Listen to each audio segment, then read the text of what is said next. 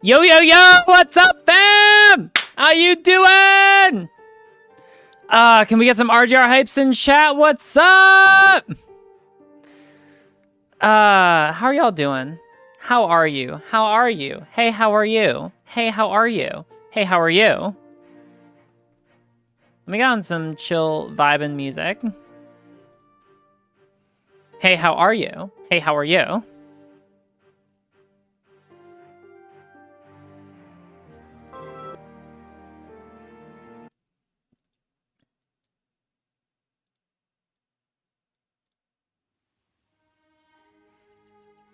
Pog of Greed. Oh, yeah, we have the Pog of Greed. Let me get some Pog of Greeds in chat. God, my hair is so messed up. I'm sorry. I just got finished traveling back from my home of Ohio.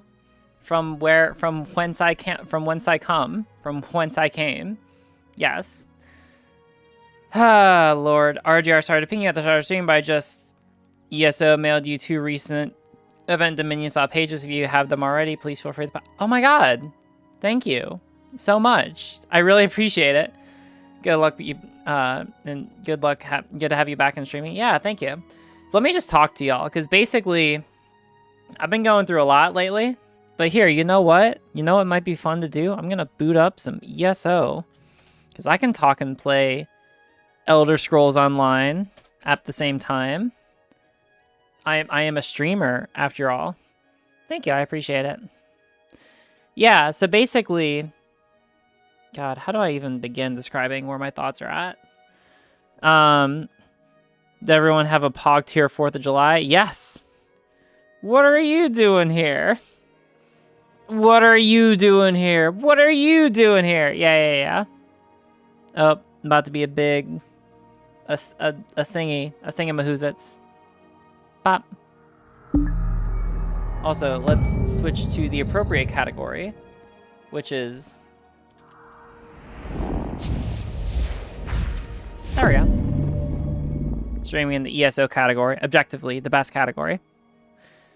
So let's talk for a little bit.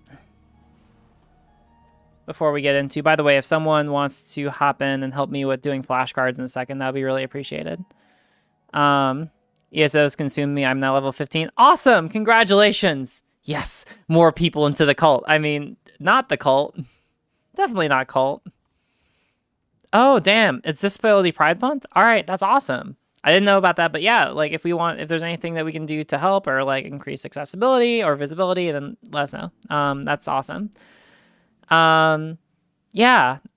So ESO cult? I mean, the guild, of course. That's what I meant to say. Did I say cult? I obviously meant guild. Yeah, anyway. God. So yeah, last week was kind of a lot for people who follow me on Twitter. If you don't follow me on Twitter, then I guess you probably didn't notice that much, if anything, which honestly, it's probably for the best. But yeah, last week was a lot for me. Bird app bad. Yeah, do we have an emote for that? Yeah. So basically, I follow you on the Bird app. Yeah. So I don't know. I'm constantly trying to figure out how to like use the Bird app, because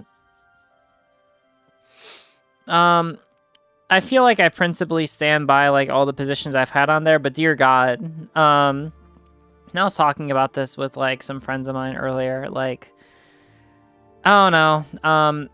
It's really hard because like it doesn't really matter what your opinion is on the app. If you don't have the numbers on your side, then it's a losing battle, you know? Which kind of sucks, because that means that for us, what the name of the game is just growing ourselves as much as possible, which is why that's what we're going to be focusing on, is the shorts, because those are like the highest growth ceiling content that we produce. And also, those are the things I genuinely enjoy doing the most, but it just kind of sucks, right? Because it means that like it's just very hard to interact with social media, and also to stream, right? Because basically, anytime that I live stream, I know that now from here going on, I'm going to have a massive hate following. That sucks a lot. Yeah. I love your selfie game. Thank you. I'm a huge fan of the Pixie route. Don't follow anyone. See, I used to do that, but the problem is I think that as long as I'm interacting with people online, as long as I have an online presence, because, like, she's kind of, I don't know, like, I talked to Pixie a lot as I was, like, navigating and I was thinking over the weekend. And, like, obviously, like, I don't know, like, Pixie and mine's routes are very similar, I think, in a lot of respects. But, like, a really big difference between the two of us is that, like, what's the way? I've already done the don't follow anyone route. I think that can work if I were to do if I weren't like to do live streaming, right? The problem is that because I do live streaming, it really invites collaboration or interaction with other people, right? Stop interacting with people online. If anything, it just shows how little Twitter matters in the grand scheme of discourse, especially measuring actual impacts offline. I don't think anyone considers Ryan Knight a bastion of leftism in the real world. That's probably true, yeah. You've been doing your long-form text format for ages to know why you're getting ratio for the one in particular. Yeah. I mean, like, we could talk a little bit about it. It's really fucking weird, you know? Like, I literally put that out and I didn't expect anyone, because I mean, like, if people want to be like, oh, this is so fucking try hard, oh, this is so fucking weird, like, I've been that's my MO. I've been doing that shit for forever, you know? It's just really fucking weird. I think it has to do with the fact that now I just have like a dedicated, like, the thing that's different from now versus then is I have a dedicated hate following of lefties. What you should do is tweet your opinions and never respond to any discourse on that platform. Keep it contained to your content. Well, that's what I'm going to do, right? From now on with Twitter, I'm just going to tweet out my, I'm just going to tweet out my shorts, right? My shorts and the documents that we produce. Oh, fuck, I ran out of ESO plus. Oh, no. I'll be real, we need some super nerd shit that uses social network analysis to determine what is or is not a good follow based on interactions that person has online.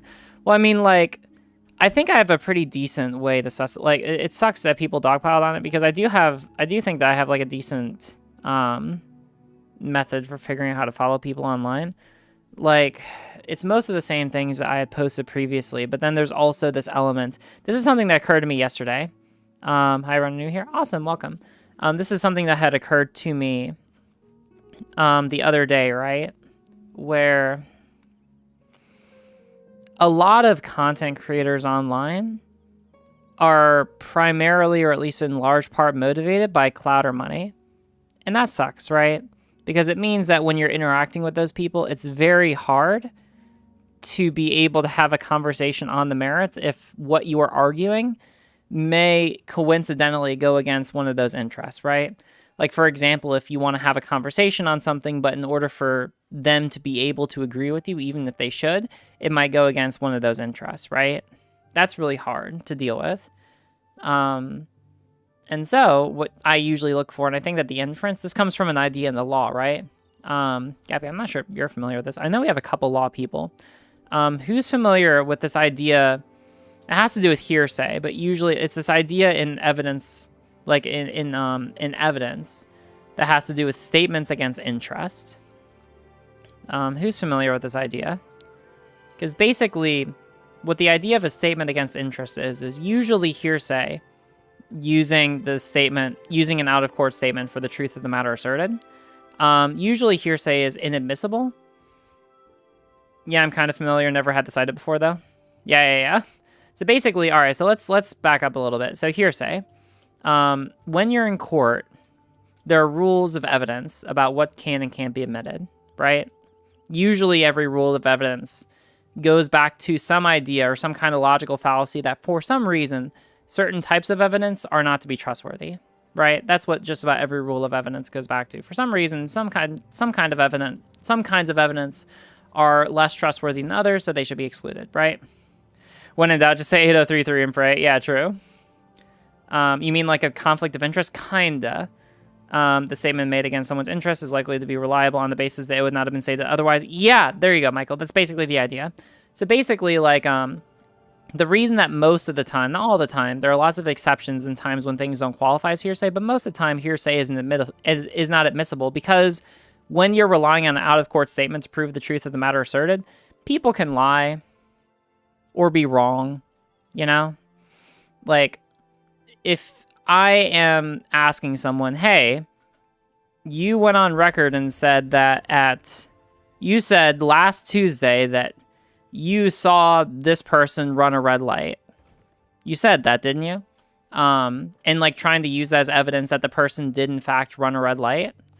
You know, that would, unless it's like unless if it's under some kind of exception to hearsay or some kind of, or unless you're able to qualify it as not hearsay, then usually that kind of statement will be prohibited, right?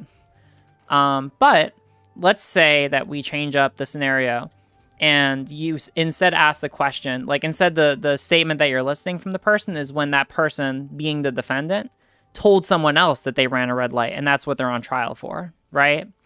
There, it's going to be probably admissible because there's a higher indicia of reliability, because why would someone make a statement against their own interests unless it was truthful? Like, that's kind of the idea, right? Is like, when you say something which, if taken to be true, would harm your own personal interests, it's going to be more likely to be true because you're probably going to make sure that you didn't say anything wrong if it harms you, and you're probably not going to lie about it. You know? So that's why, so taking that kind of idea into looking at public figures, it's probably good to look at if they end up taking stances which go against their own personal interests, because that probably indicates that they've thought a lot about it. And even though they know it would harm them, they make that stance anyway. That's kind of the idea. Does that make sense? I know that's kind of long and complicated. Law is long and complicated, but you know, it's like basically, let's go through some examples, right? I think Destiny, for as much as some people might hate him, is a really good example of this, because he's not afraid to go to war with his community over things he firmly believes. That indicates that he probably principally cares most about his beliefs rather than whatever his community, you know, like affirming the beliefs of his community, right? Or Natalie. Natalie's another really good example of someone who's made content which ends up really angering her community because she fundamentally thinks that it's true. And she doesn't care as much about the fact that, like, oh, maybe all of her stans go and unfollow her. Well, she cares more about, like, the truth of what she's saying, you know, rather than, like, necessarily her monetary or her clout interests, right? And we can extend this to other people as well. I would say that Pixie is an example. Yeah, but that does lead to terrible instances. For example, his food takes. Yeah. And I'm not saying, this doesn't mean that someone necessarily doesn't have other criticisms that you can raise against them. I'm just saying that, like, this is a good way, I think, to be able to know if someone is, like, representing to you what they authentically believe, regardless of whether or not those are shitty opinions, rather than just telling you what they think will get them the most money or clout, right? Like, I do think that there are a lot of people who care primarily about, you know, just optically seeming the most appealing, right? And optics do matter. But if that's what you primarily care about, to the point where you allow it to impair your actual ideas, that's when it starts to become an issue. You know? I think the reason you get cramp is that it's hard for you to follow people. I think the reason you get crap is that it's hard for people to follow your legal terminology and the fact that you try to be evidence-based. I think that's probably true, that people have problems with my terminology. I find myself admiring people who get that much flack because they stand by their principles, morals, and beliefs, not only by the far right, but the left as well. Yeah. What's important is not only the truth of the claim, but whether you believe it's genuine and you hold intellectual honesty concerning those beliefs. Yeah, I think that's true. I mean, I'm just giving you, like, right now I'm just giving you things that, like, you as a third party can use to, like, inductively reason out someone else's, like, whether or not someone else genuinely believes what they do, right? Because, like, those are things that are important. But because we can't read minds, we have to go off of things we're able to reasonably observe, right? Like, we can never really know if someone, like, is genuinely introspective about an idea or a thing unless, you know, all we have to go on is if they tell us, right? So, like, this is kind of a good way to be able to, like, have some kind of objective criteria to suss out, like, if someone is being genuine, right? Wait, am I terminally lawyered? What legal terminology? I'm sorry, yeah. Oh, for sure. Not being able to not only articulate your beliefs, but also defend whilst remaining consistent is super rare. Yeah, exactly. It's probably more that you have butted heads with X, Y, or Z individual, and since Twitter politics discourse is impeded by a desire to fight in parasocial honor of whoever's favorite. Yeah, that's true. It's really weird. Huge props for being in law school, Riley. I just took the June LSAT and we'll start applying to the schools once the next cycle opens. Keeping brilliant. Oh, yeah, great job. Congratulations on applying to law school. That's great. It's weird. I feel like I get a lot of law people in my chat. I wonder why. Yeah, that's very, it's interesting. But unsurprising. Oh, I have to check. Hold on, wait, let me check the mail. But yeah, so like, does that, wait, what? Hold on, this is really cool.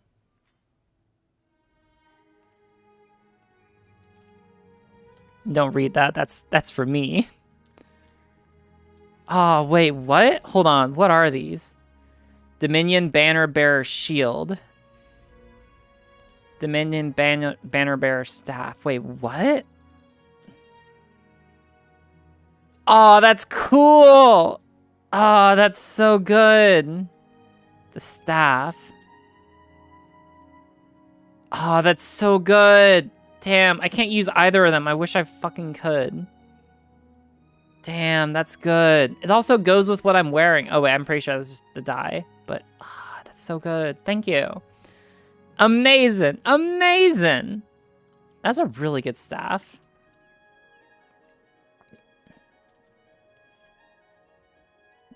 I haven't noted much lawyer words per se, but lots of law concepts like the totality of an academic. Yeah. Like I do. So I do genuinely try.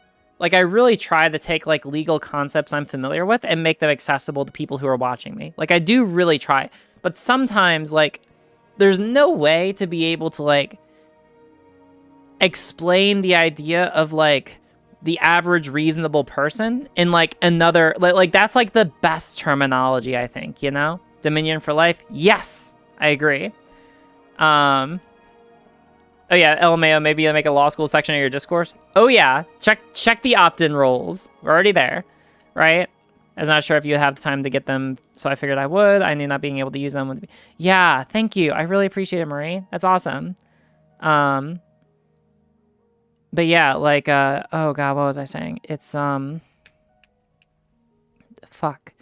Yeah, like, there's some law concepts where it's like, the best language we have, I think, is like the legal language, right? So it's like with ideas like the average reasonable person, I do believe that's like some of the best language, right?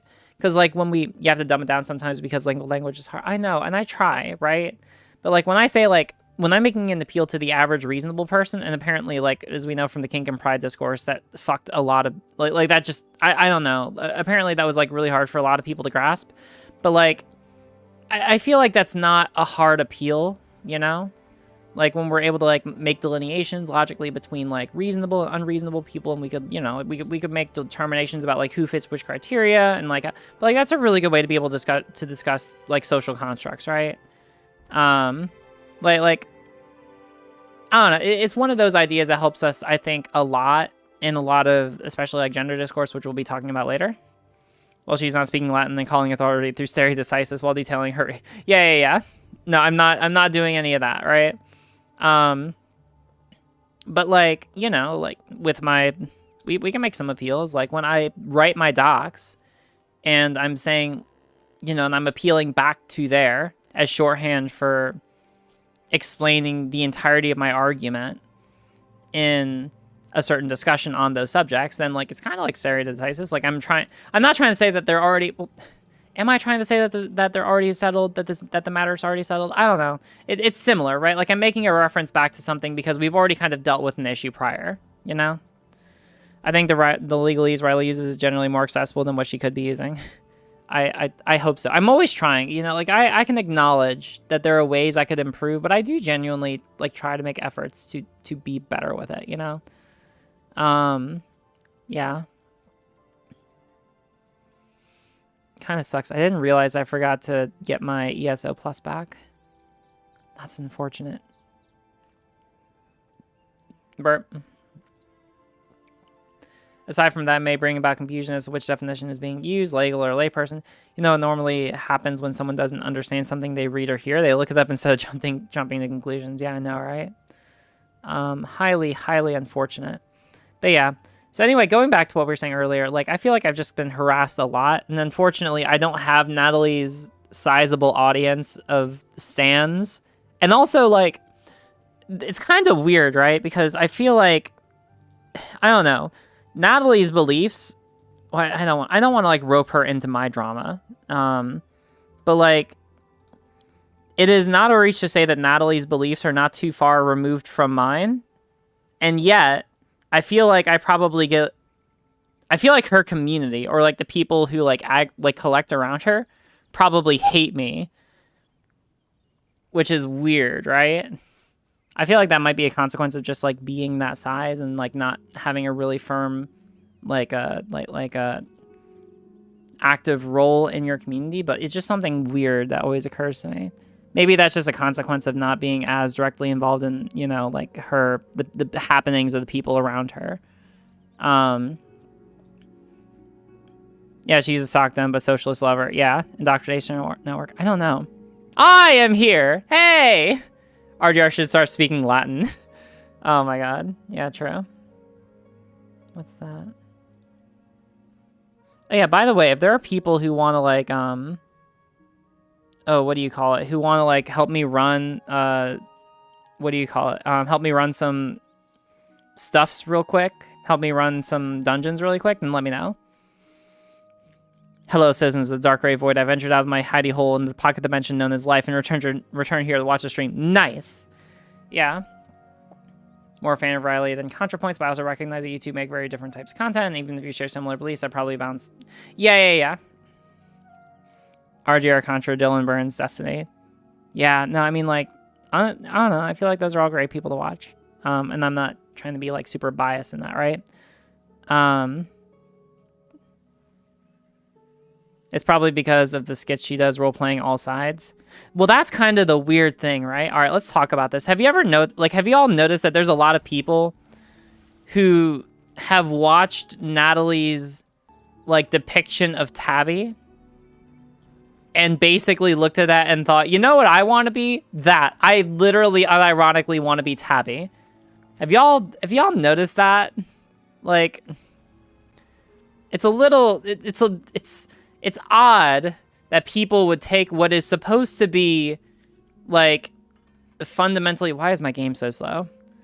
Like, it's weird that people would take a depiction of someone that's supposed to be fundamentally, normally, like, a criticism of this, like, stereotypical, like, format of thinking and be like, oh, yeah, that's who I want to be, you know? Like, it's, I don't know, it's just odd in that respect. Tabby is one of my friend's favorite characters because the right sucks at making fun of the left and the left is far better at it. Interesting. Oh, I think I did it. Yes. Good shit. It's a creepy nature of people not reading subtext. Yeah, I know, right? I don't know. It's very difficult. Remember when Stephen Colbert said that the show where he was parodying conservative and conservatives were actually agreeing with him? Oh, damn, did that happen? I'm still really angry that you removed the lesbian brick emote. My unimportant opinions still weigh heavily on the server. Not cool, Riley, not cool. Yeah, sorry. I removed all of the... Because, like, I've taken stances against, like, political violence. I removed everything that could be remotely construed as, like, political violence. And I think that was sort of the idea. Like, it just seemed weird to have, like, a lot of bricks themed after different people when it's, like, I'm pretty sure that the idea is, like, political violence there. It didn't seem... I don't know. I didn't know what the full intention was. Other people added it before my time. I was like, I'd rather just have, like, generic pride stuff. Or, like, more generic pride stuff. Instead of, like, it possibly being misinterpreted. Yeah. So, yeah, I apologize. And also, I don't know, we got more peepo stuff. We got peepos, you know? Now we got the peepos. Can I get some peepos in chat? Bricks are not violent. Bricks are for everyone. All right, well, then you can... Okay, then you can have your own server full of all the bricks. Tabby isn't necessarily a criticism, but rather a thesis or an antithesis to a dialect. The conversation is meant to reflect the synthesis of the two interlocutors, and landing on Tabby may be a valid approach at a time in some respect. I mean, maybe. I don't know. It's not... No more... Yeah, we're done with Kink and Pride discourse. I don't even know...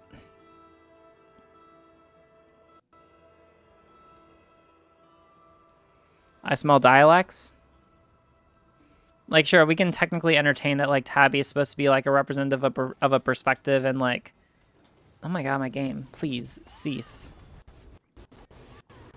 Ah, stop. Not cool. Unbased. It's going slow for me as well. I do not know why. But yeah, like, we could technically entertain that, sometimes it could be good to take, like, a perspective like Tabby's. But there's a difference between acknowledging that and saying that that's representative of what Natalie thinks is, like, the best perspective. You still haven't answered me. What are you doing here? What am I doing here? What are any of us doing here? I don't know. Did you act like I know the answers to these questions? You come in here expecting me to have all the answers? Like, I don't know. That's still kind of the case with all Contra's characters, what her positions lie in conflict between the two characters. Yeah. I mean, like, Natalie, I don't know. It's really... This is the reason why... Like, I don't know. I was talking with her earlier. Natalie was even like, oh my god, we should do a stream because we were talking about stuff, which we will not get into.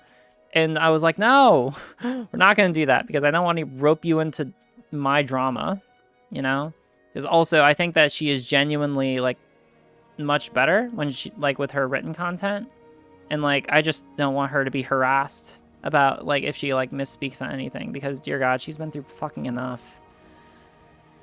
You know? Like, for as much harassment as I've gotten... Oh, damn. That's crazy. Yeah, but, like, for as much harassment as I've gotten, I know that she has gotten infinitely worse, and I just don't want her to go through that. Anything to stop the counterfeits.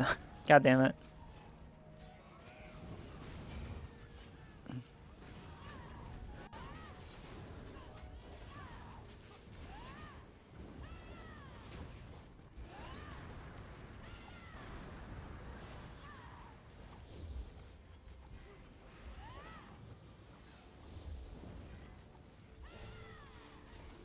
IDK, if I would take the HuffPo seriously, I would have known to be kind of shit. Yeah. I don't know. Where was I going with that? I don't know. I'm just kind of, like, meandering at this point.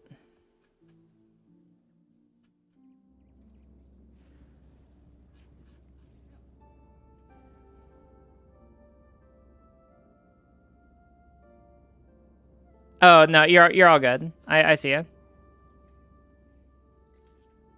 I've seen this for... All right. Well, y'all can talk about that more. I mean, like, I would be willing to believe that whenever someone has, like, a depiction of conservatives as satire, that there's going to at least be some people who are conservative who interpret it to not be satire. Like, that's not an incredibly far stretch for me. You know? Like, that probably tracks.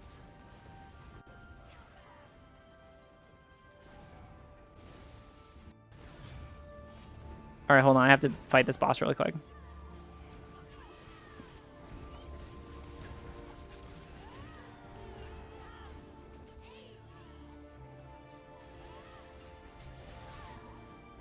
Nice, boss dead. Natalie and I got canceled at the same time, making me like her 1,000 times more because that was the embodiment of relatable content. Yeah. I don't know. It's hard. I was talking with her a little bit about like gender earlier. And I'm not going to tell you what her positions are on that because that is not my province to do so. But it's just kind of like, it's very hard to have a lot of these conversations, right? Because, like, you know, if you say anything contrary to, I don't want to be, like, too mean because, like, it is very difficult to be able to engage with certain kinds of arguments. God damn it, I keep getting that back. Fuck, I died. Riley, have a car frog for your troubles. May she guide through your many trials and hardships in life. Yeah. Not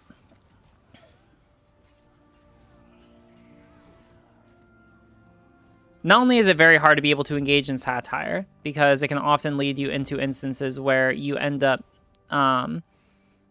like with the Donald and like with other, I think it was like r/gamers rise up, you end up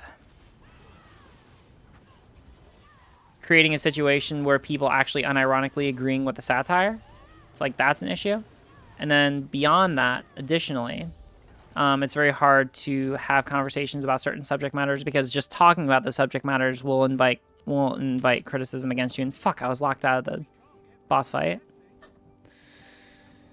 An already exceptionally difficult concept becomes even harder to talk about when deviation results in harassment. Yeah, that's a really good way to be able to put it, Mayor. Or Scott, yes. I found this in the internet wild. Hey, it is me. Nice. I'm locked out. Oh no. Oh noes. This was in the All Right playbook, if I remember correctly. It very well could be. That wouldn't be surprising. Oh damn. All right, we're in a good team. Nice. I like it.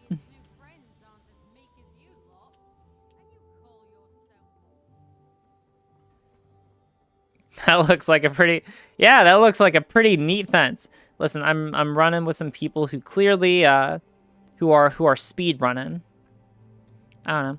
Well, here, fam, let me change the subject because I want to talk about the subject a little bit with you because I'm going to be writing we're going to be doing a TikTok on this later, but I want to talk about this with you now. So I want to do a TikTok on what exactly gender is because now we've done TikTok on, like, basically we've done videos on why people are trans, you know, going into like kind of like the psychological aspect, you know, we could even call it, maybe we want to think of a different term. Maybe we can call it like gender orientation. I actually really like that concept. Someone made that suggestion to me recently, like this idea that like maybe in similar ways that there's like a sexual orientation, maybe we can also infer that there's like a gender orientation, that people have gender orientations. That doesn't seem like a terrible idea to me. I'm just following these people. I have no idea if this is the right way to go or not. I really hope it is. I really hope it is. F. What's happening? Oh no, not great. This is not a good spot to have this fight.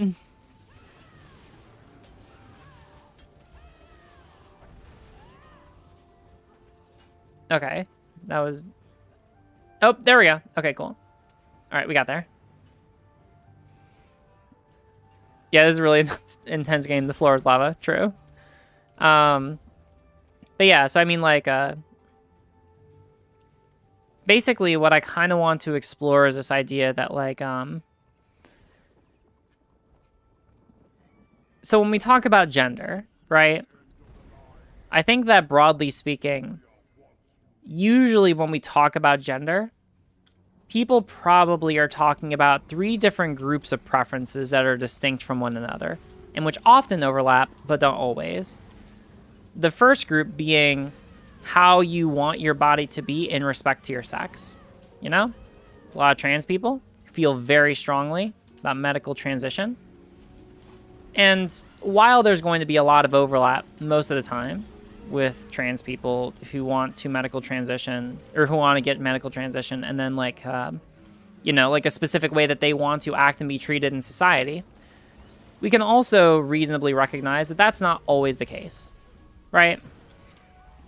Where sometimes there are people who don't want a medical transition, but who do want to act certain ways and do want to be treated as certain ways, right? And then we can even take it a step further, where there's people who don't want to medical transition and they don't want to change how they act in certain respects, but they do want to be treated differently in certain respects, right? I think that the coolest example of this, and I'm treating this like in good faith. I'm not like this isn't me like low-key making fun or whatever, right? Like this is like taking this all in like completely like, you know, just like let's talk about this and entertain this idea. Have people seen, I've seen this a lot on TikTok, but has anyone else in chat seen AFAB femboys? Give me a 1 in chat if people have seen AFAB femboys on TikTok or just anywhere, right? I'm curious if other people have thought about this idea. See at least one person. Yeah, there you go. All right, socks. Yeah, awesome. All right, cool. We have someone resident who's able to, help us parse through this, right?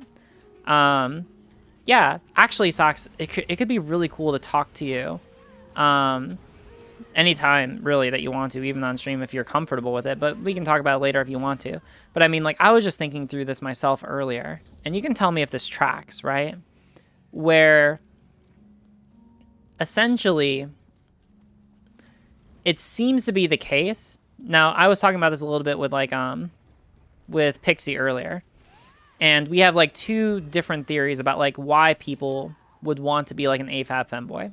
All right. Pixie's theory, and this isn't necessarily mine, but I could see the merit of it. Oh, I can talk whenever I'm just drawing Shelly in the car. Okay, cool. Actually, would you be cool? Could you like join stream and talk about your experience right now? I'm just super interested to hear about it. I feel like this gender discussion is just difficult for me because it was not available to me through most of my life. I think that's fair. Right now we're having like very like high mount jump. Fuck. Damn. Yee, just give me 1 second. Okay, cool. Yeah, that'd be great. But just as a preface, damn it. All right, this is complicated. There we go. Got there. Yee. But basically, I could see like 2 different theories for like why that would be the case, right? Either on one hand, this is the Pixie theory, where you essentially have a situation where you have like, let's say that we could parse out all of your gendered preferences in a pie chart, right? And let's say that 95 of your gendered preferences are going to be typically towards things which are gendered as girl. But then there's like 5% of your gendered expressions that are gendered as guy, which are so strong that it ends up defining you as guy, that like leads you to that kind of determination, all right? That's like Pixie's theory. My theory, at least what I'm running with right now, is that we could probably meaningfully distinguish between the kinds of gendered expressions that one makes, like how you interact with society, how you dress, how you act, things like that, versus how you want society to treat you, right? Do you want to be treated as one of the boys, or do you want to be treated as one of the girls, or do you not care? Do you want to be treated as something different, right? I feel like that you could have like instances where people want to express in a certain way, but want to be treated in a different way. Hey-o. Oh, hey, what's up? I am vibing. I'm drawing Shelly in a car. Oh my God, you're totally good. But yeah, I don't know if you were listening earlier, because I was just thinking about this earlier in respect to gender. But so could you share? So like, let me ask the question then, and you can. I'll just make it like super broad, and you can answer like however you want. So like, why do you have kind of like the identification that you do, the self-identification? Like, what's kind of like how did you arrive at that sort of like self-label?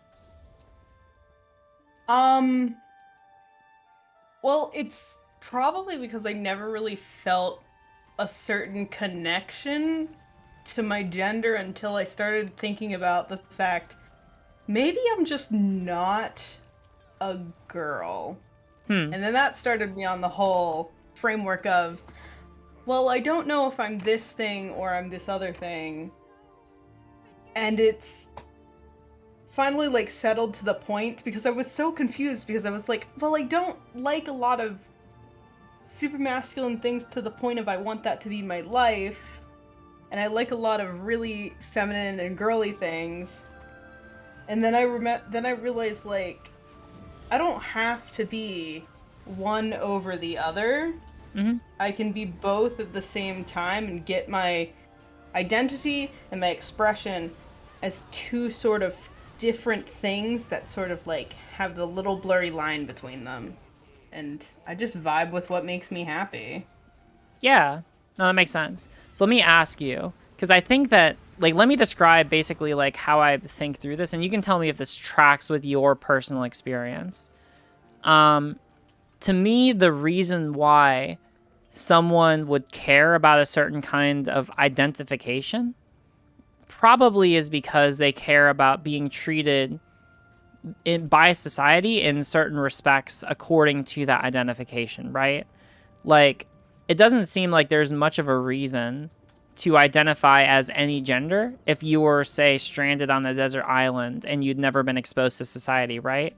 Like, it seems like we kind of understand that these gendered categories exist as constructs of society, and so we identify with the ones that are consistent with how we want to be treated by society, right?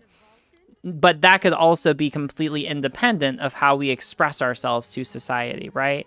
Like, that could be completely independent of, you know, if you express yourself very femininely or masculinely or neither, you know? And so, like, would it be accurate to describe your experience to basically say that, like, you like expressing yourself in more feminine manners, but you want to be treated in the way that guys are stereotypically treated in society? Or would you say that your experience is something different from that? Well, it's a little weird with framing because like my brain doesn't latch onto certain phrasings of certain things. Yeah, you're totally fine. but- I'm just like trying to figure out like I'm just trying to like figure out, you know, like why certain people make certain decisions, right? But yeah, you're totally fine. So like, go on. I think it's more so the fact that I prefer to be perceived as a dude to the extent that like I'm not being put into the box that women are. Sure. And it's just a thing that doesn't feel right every single time that it's happened, and I've been like trying on different types of like coats of genders and stuff and figuring out what is this thing? What do I vibe with this? No, I don't. Okay, next thing. Let's keep trying things on, and I'm still on that journey. Like I haven't figured out absolutely everything, but I'm slowly getting there. Yeah, and I think that sounds like a pretty healthy way to experience gender, you know? Like, it's always good to, like, introspect and figure out, like, why we like the things that we do and to see if there's something, like, that's a better fit, you know? I think that's always good, right?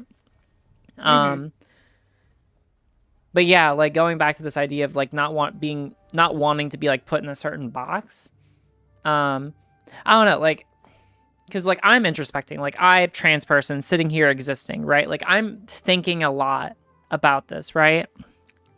I'm going to have to All right, hold on. In a second, I'm just going to have to Venn diagram this because, like, I think that essentially we could have, like a whole... There's a lot of intersecting points. Yeah, but I think that, like, basically, like, if we had a 3-part Venn diagram between, like, how we want our body to be, how we interact with society, and how we want society to like interact with us and treat us, then I think that we could probably parse out just about every category of person within like this larger, like the sort of like trans community umbrella, right? Like it seems like these are like the groups of preferences that people care about. And there's often going to be overlap, but there's not always overlap, right? Like in the case of the AFAB femboy, where it's like, you don't want to medically I'm saying you, I'm using that to like speak generally, not about you personally, right? But it's like where you don't want to be like, you don't want to pursue medical transition per se,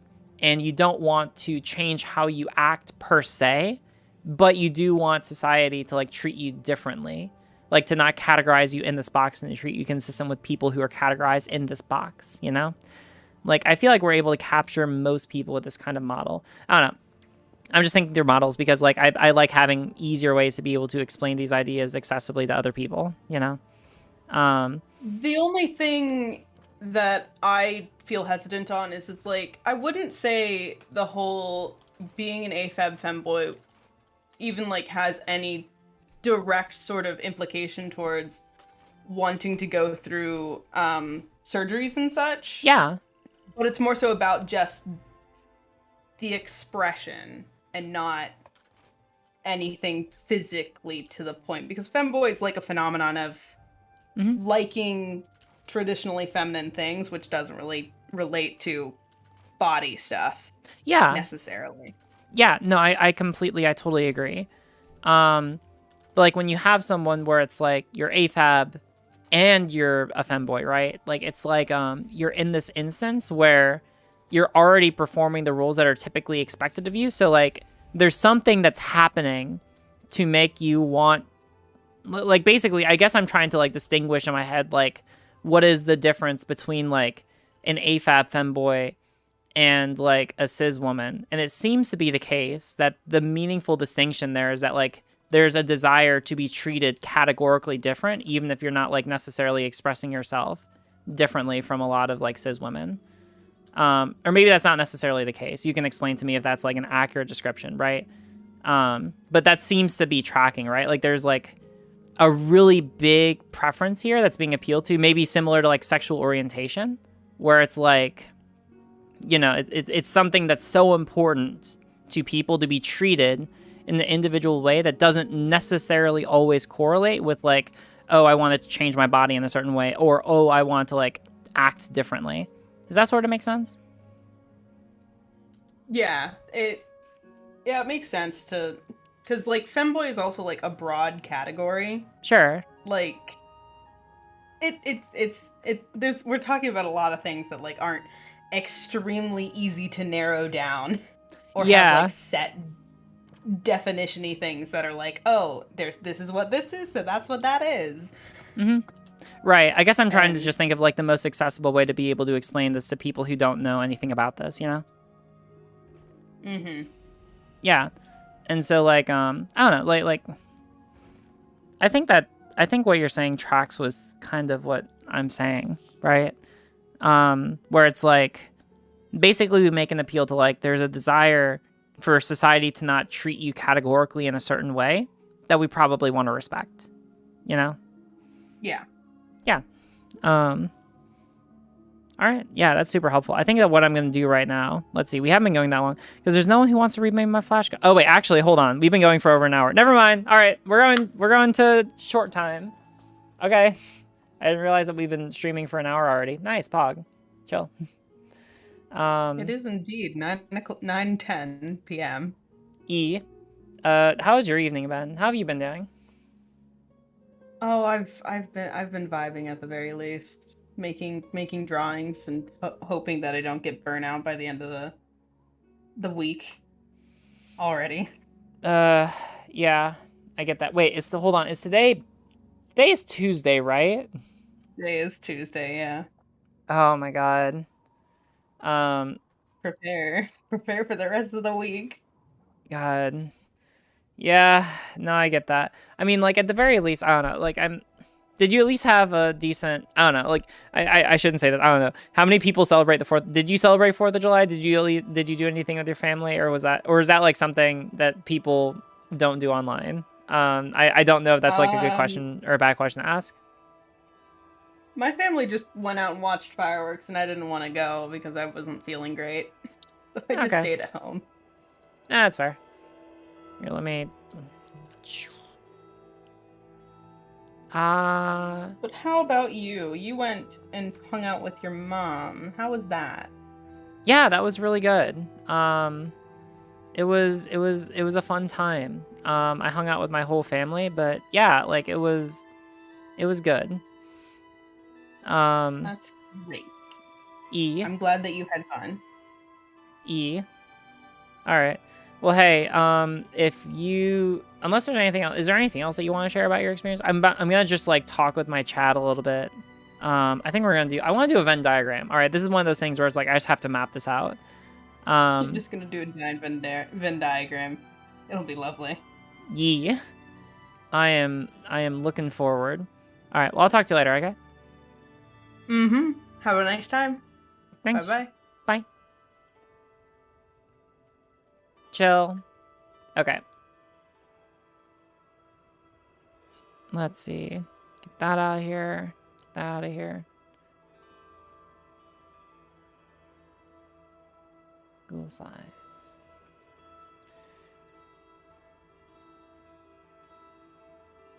Yeah, chat quit it. Yeah, all right, hold on. What's going on? What are y'all doing? I'm not paying attention here. All right. So what are y'all, what is going on here? All right. Someone in chat explained to me because I was very dialed into the conversation I was having. Someone tell me what's up. All right. Like, do not chill. Vibe. Okay? People are getting offended at a harmless pun. All right, wait, hold on. Whenever someone says it's a harmless pun, I want to know exactly what the pun was. Someone got mad at a joke, and I don't know if we got over it. What happened?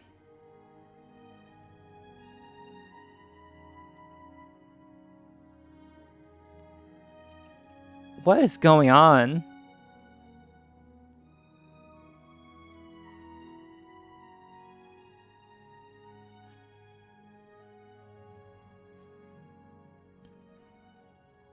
I made a joke and people thought I was being an asshole and it was just a pun. Okay, then everyone drop it. What's going on? Fuck if I know. Okay. Okay. Then it was a pun. Then all right, just everyone drop it. Discourse is over, all right? I'm not opening up a new discourse. Okay? Just vibe. All right? Okay? Cool. Oh no, I looked away for a second. Yeah, for real.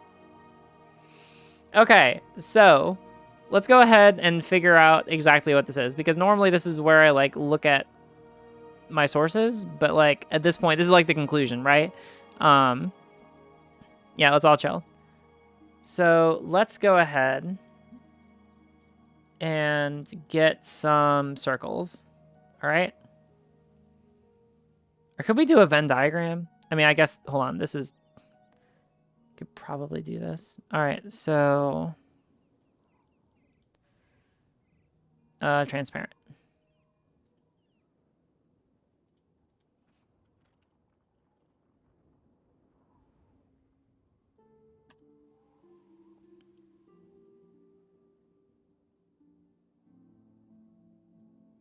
All right, we'll go there.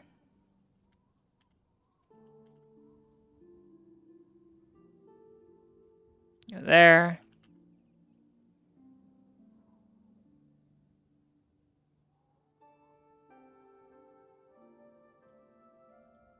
And go there. A little bit more out.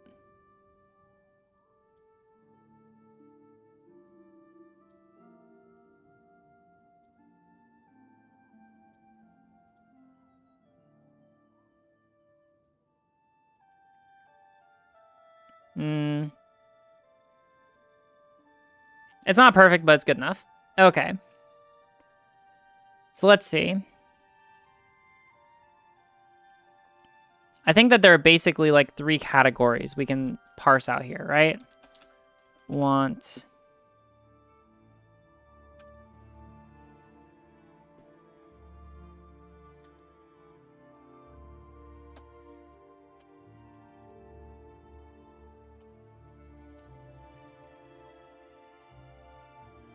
Let's figure out how we...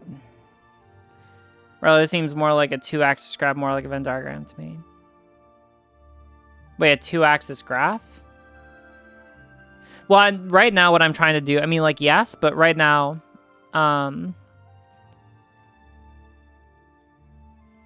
while I think that's true, I'm just trying to, like, label, like, categories, right? So, desires... So, like, right now, we're just trying to, like, parse out. And just, like, go with me on this for a second. Because I think that we can probably get some headway. Desires for... Let's use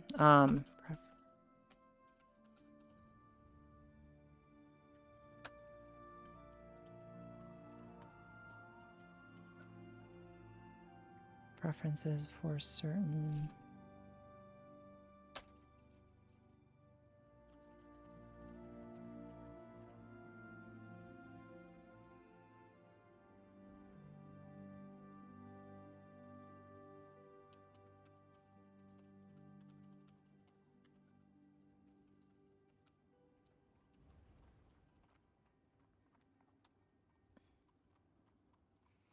Maybe preferences for gendered body?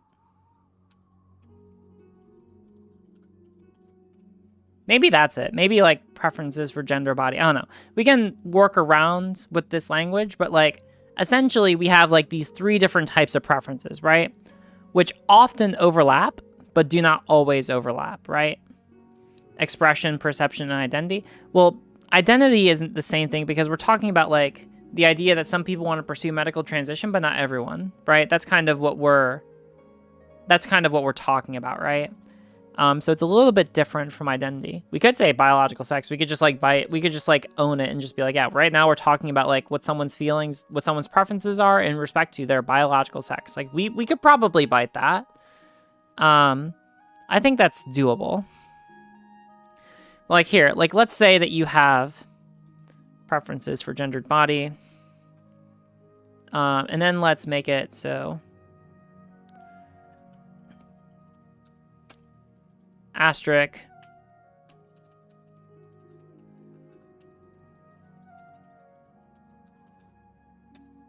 to what one is assigned.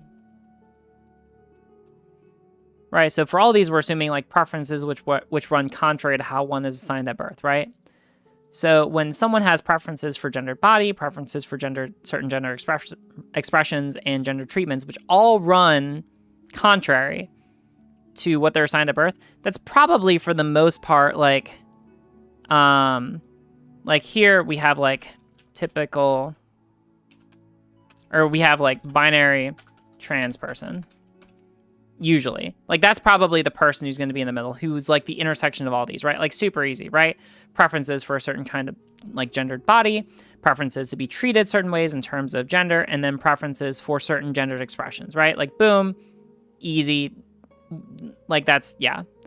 But then we have other intersections, which are actually really interesting, right? So preferences for gendered body and gendered treatments, but not for, well, let me think. Now we have to parse through this. So if someone has, well, actually, here, let's, this sucks. We're going to need to make this smaller.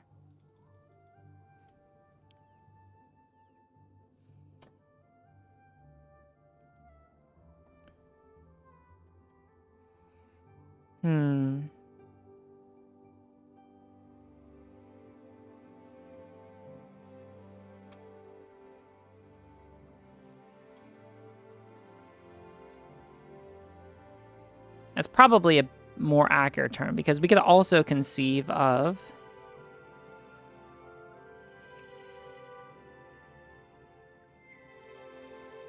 binary trans people who don't pursue medical transition, right?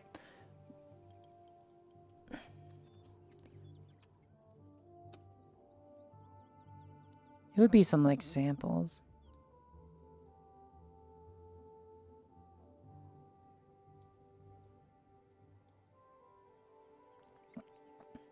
I have to think about this right now.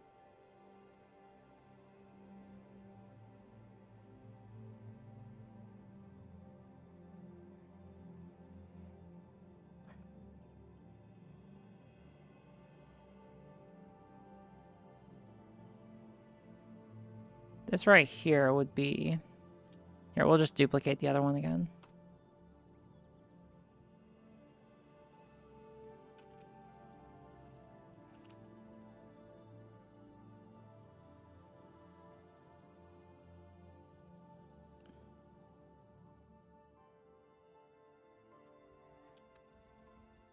So this would be gender non-conforming.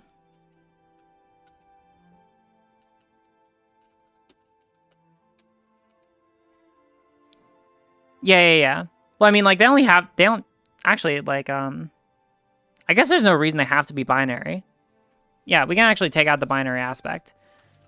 Like, I guess that there's no reason that, like, we have to bring binary into this. I exist out of the chart. I have a lack of preferences in all 3 categories. Yeah, I mean, like, I guess you can exist outside of the chart. I'm just saying that, like, well,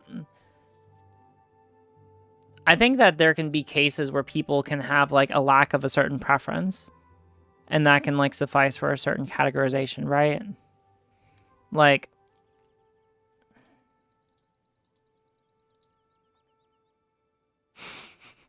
we just have, like, a category out here. It's just, like, other. Well, we're gonna come back to this. All right, we're gonna have to mentally deal with this in a second. All right. We're gonna come back to you, Derpy. All right, you're just hanging out here for a second. We're gonna put you up in the corner. We're gonna get back here. Might not be on topic, but I feel like bisexual. Oh yeah, like there's a whole conversation about whether or not everyone is like just some degree of like bi or pansexual.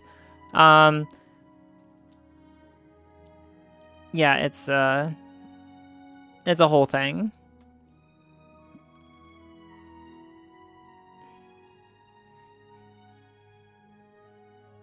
Let's see.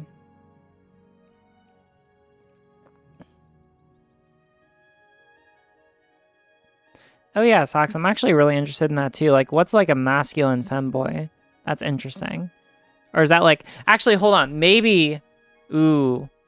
The masculine femboy. Is that just like the super masculine person? So maybe that's someone who doesn't have preferences for gendered bodies. So actually, hold on. We actually have to make this a little bit smaller. Because there might be people who just have one of these, right? Like, let's say that we have... Let me think. So if you have... Fuck, I'm sorry. Notepad time. So let's say that we have... AMAB... Masculine... Femboy... Huh. Let me think about this for a second. Masculine, the body, feminine, and clothes and presentation.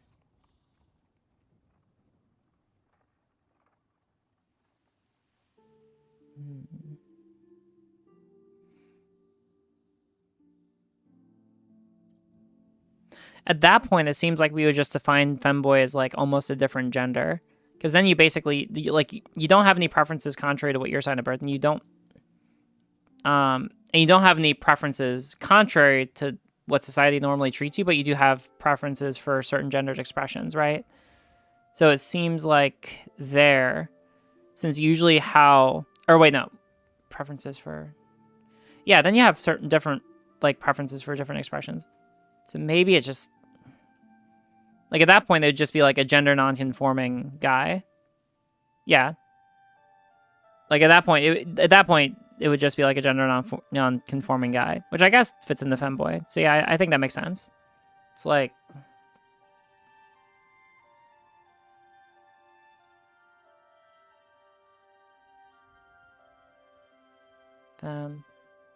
yeah, like, that would just fit under gendered expressions.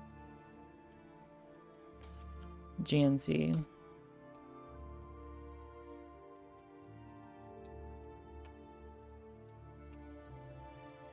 Yeah, like that's basically like all of gender nonconformity is just like in this sphere, you know?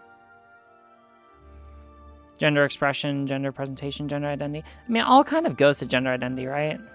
I'm not sure if gender identity is great here, because that implies that people who don't have certain preferences, like people who don't pursue medical transition, don't have like a gendered expression. I don't think that's good, right? Oftentimes, the clothing or attire that these femboys were actively covers more mask attributes. Yeah, but I mean, like, I could see the argument. All right, I could see, like, effectively what's being described is just like a gender non-conforming guy, right? Which makes sense, right? In that case, then yeah, I think that tracks, you know?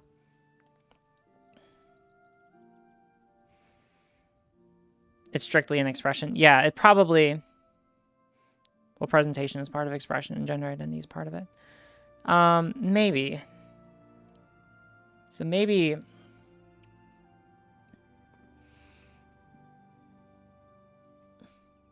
I wonder if we have, like, maybe gender, sex, and expression? Maybe that's it. Like, what we actually have is, like, because I don't know. I could make the argument that, like, hold on, let me bring this up. Because this is an interesting argument.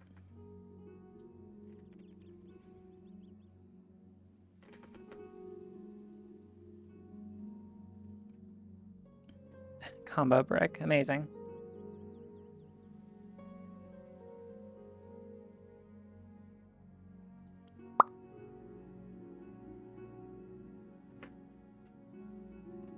We need to differentiate between what gender you are perceived as and whether you have non-conforming expressions despite that. Well, I think it has to do with, kind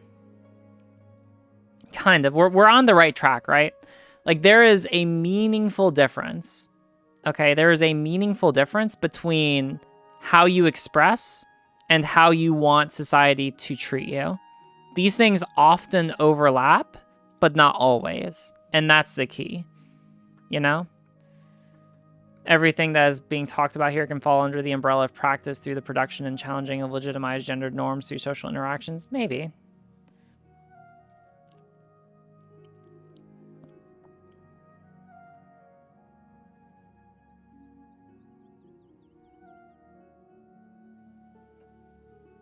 A mass femboy is perceived as a man, but expresses femme. Yeah, but in that case, like, they still want to be treated in the ways that guys are typically treated in society, even if they express in some ways femininely.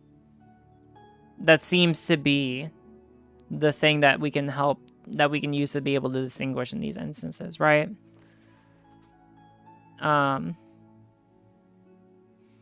Maybe gender recognition. Well, that's what we're, gender recognition is what this is, like how you want to be treated insofar as your gender is concerned, right? Like that's what that is, right? And I think that's why, like, again, I can't think of any reason why someone would want to be identified with a certain gender if it doesn't carry any connotation, right?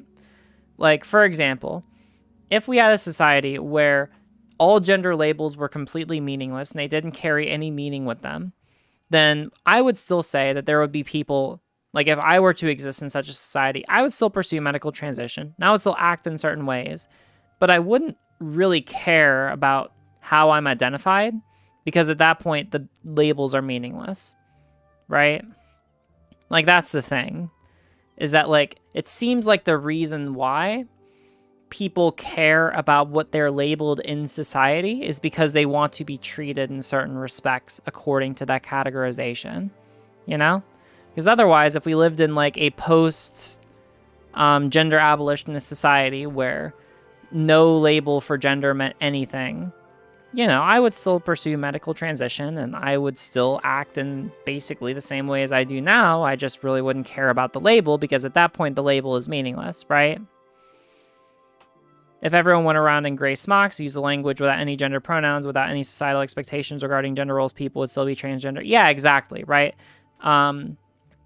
Like we could, yeah, I think that's a good way to be able to put it, right? But because we recognize that there are ways that people are treated in society, consistent with gendered roles that usually correlate, because, you know, like we're taught from very young that like, oh, to be this gender means you're going to be treated in respects with like X, Y, and Z. Since we're like ingrained into that from a very young age, then it makes sense that we would have certain predispositions towards certain categorizations over others, right? TBH still a little confused by what people mean by masculine. Femboy just sounds like an oxymoron. My understanding is basically you have like a guy who's super masculine, but wears a lot of like very feminine clothing and like uses feminine expressions. That's my understanding. Like imagine you had like a femboy, but then you just got that femboy super fucking roided, right? But then they still otherwise express like femininely. Like that seems to make sense. In that case, it's, you know, it's gender nonconformity.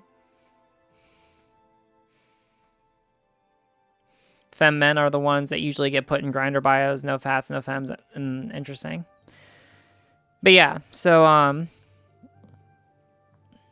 yeah, what was I saying? Oh yeah, but here we could probably make an appeal to like an idea of like, not sure if we want to say like brain sex, but here, let me load this up really quick.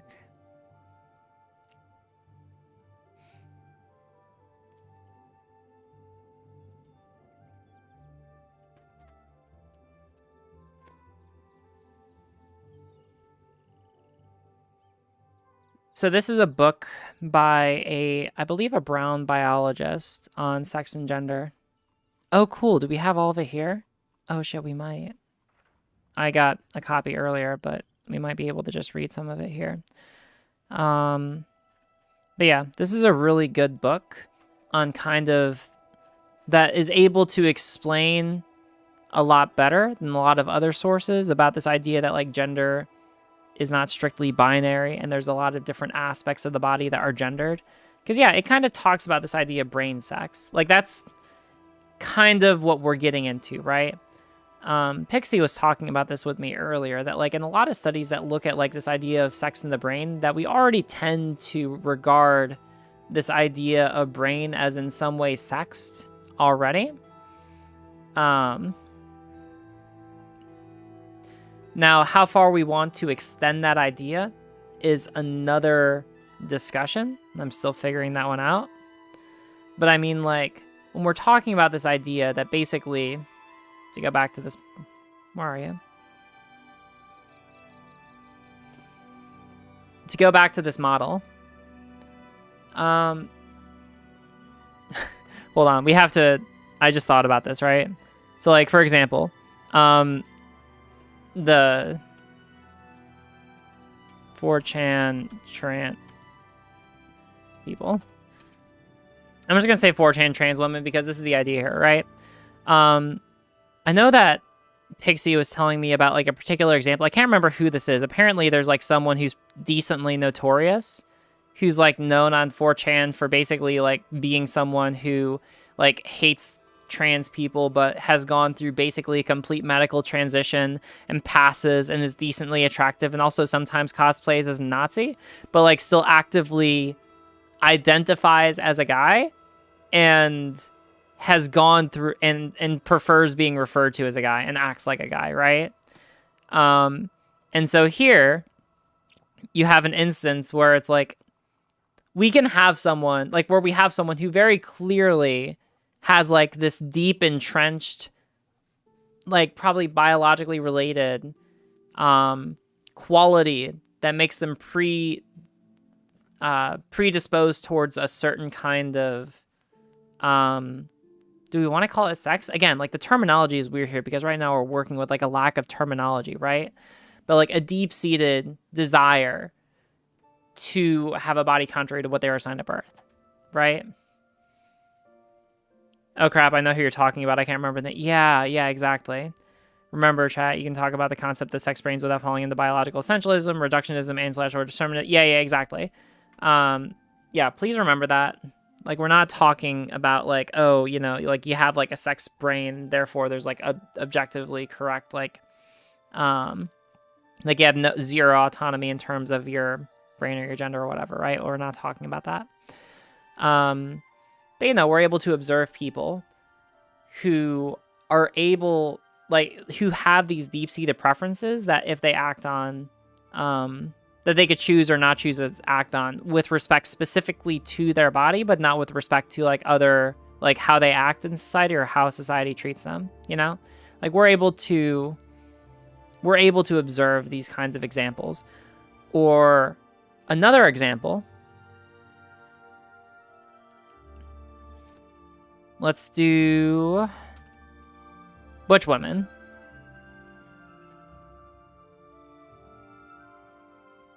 And butch women could probably also...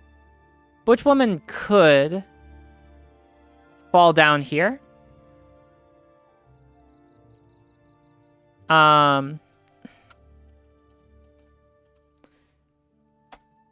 We'll make it specifically like butch women microdosing tea, right? Because this is something that happens too, right? Where you have, butch women who will go on like to microdose tea, and specifically don't want, and you know, will end up like probably presenting in a lot of ways masculine, but will not, identify as something contrary to a woman, right? Like, this is something else that we're able to reasonably observe. You could technically, like, it is conceivable to have a butch woman microdosing tea, or just a woman microdosing tea over here. Like, that is conceivable, but the 4chan trans woman is probably the better example for the person who just falls into this category and doesn't fall into these other categories, right? Butch women microdosing tea and presenting mask are valid. Yeah, totally. Yeah. Oh, damn, we have someone in every category. Let's see. Oh, and then up here, the last box that we have to fill up is like, and then the AFAB. And then the AFAB femboys are up here. Okay, yeah, I think that we have examples for like every category, right? Wait, I missed a paragraph. What's a 4chan trans woman? So basically 4chan is a hell site, and you should not go into it. You think that Twitter's a hell site? 4chan is even more of a hell site because everyone who posts there is anonymous. There's a forum called it's the LGBT forum on 4chan. It's typically sometimes called /TTTT because all that's talked about there are trans issues and very not great. Like that's where you go where y'all know like how Gammy is like has historically been criticized. She used to do this and she's gotten a lot better about it, but how she used to post like a lot of cringy memes about like Blanchardism and autogynephilia and all that. Like that's very common on TTTT. Like that's very common there, you know? But yeah, so like 4chan. Is this a gen diagram? Wait, what's a gen diagram? I don't know. But yeah, so like a lot of trans people who are there like are pretty like self-loathing or hating. You know, they get really wound up in things like Blanchardism. It's like, oh yeah, I'm an AGP trans woman or what. It's really toxic and it's not good. Do not recommend. Natalie got really not sucked into that.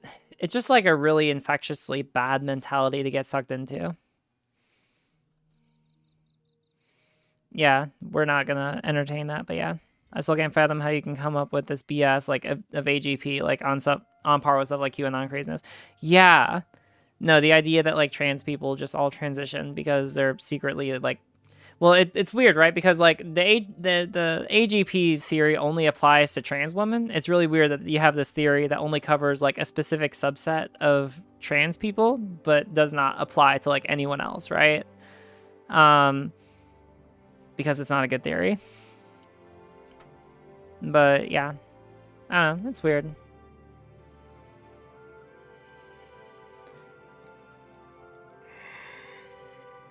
Yeah. But yeah, so like there's a lot of people who are trans there, especially like trans women who are there, who will like go through entire processes of medical transition because they have this predisposed preferences that's not of their choosing. But then will like refuse to be acknowledged or to act consistent with that, with those other preferences, you know? The fuck saw, what are you talking about? The fuck saw incident. Yeah, so let's run through this. So we have preferences for gender bodies, but nothing else. That would be like the 4chan trans woman. When you have both preferences for gendered body and preferences for certain gender treatments, then you have like gender non-conforming trans people if they don't have preferences for certain gendered expressions, right? Wait a second. Gender. Hold on. Wait. Hold on. Did I mess that up? Wait.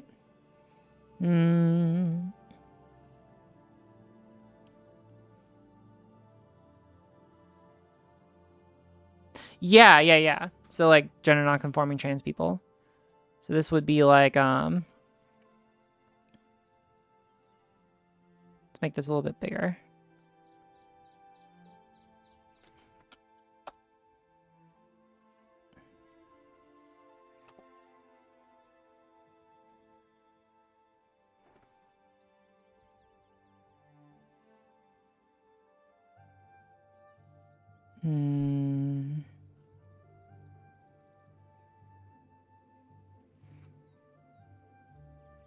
Okay. Who? That's the distinction. So here it's like AFAB femboys.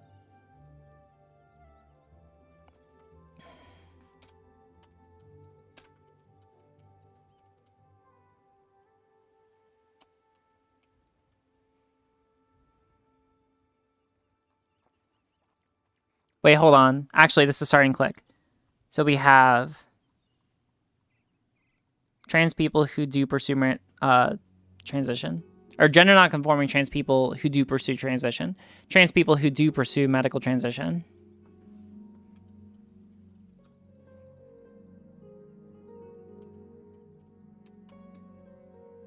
And then butch women microdosing tea. Or I guess that we get to have like the... Let's see. So this would just be like gender non-conforming people pursuing medical transition. GNC people.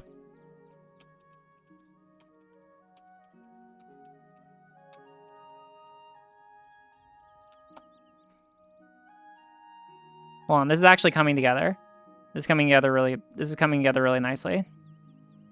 All right, so this would be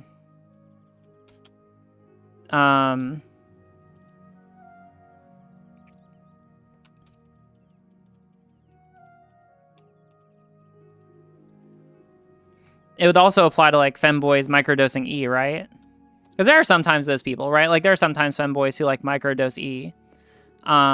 Where it's like they do have preferences towards more feminine gender expressions, and they do have preferences towards like some kind, like, you know, they do want to pursue like some degree of medical transition, but they don't want to be treated as a woman, right? Like they're still fine being treated as a guy, right? But like we acknowledge that there are like some gender non-conforming, there are like some femboys who do pursue like a small amount of medical transition, just like there are some butch women who also microdose tea and go, you know, pursue like a small degree of medical transition, right?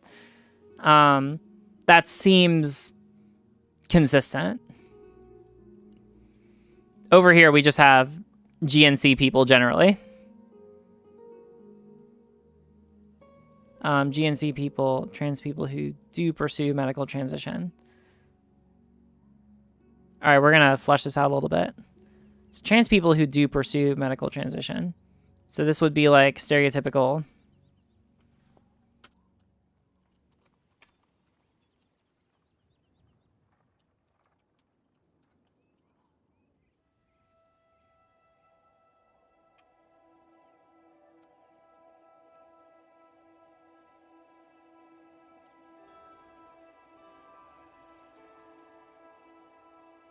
Like that would be where we land, right? Like in the center, it's just like the people we're talking about here are just like your standard binary trans people. Super simple, super easy. Yeah.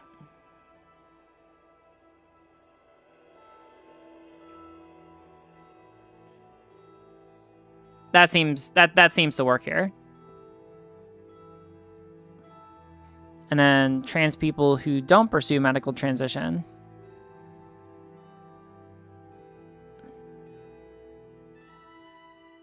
AFAB femboys who don't pursue medical transition. What's the difference between here? Well, now we have...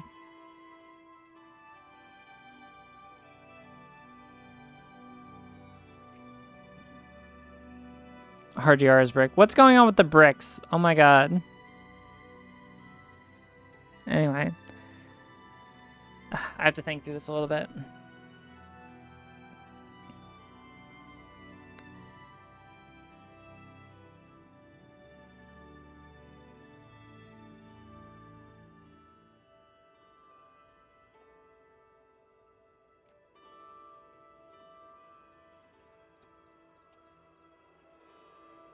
So here we could have conceptually like a mask.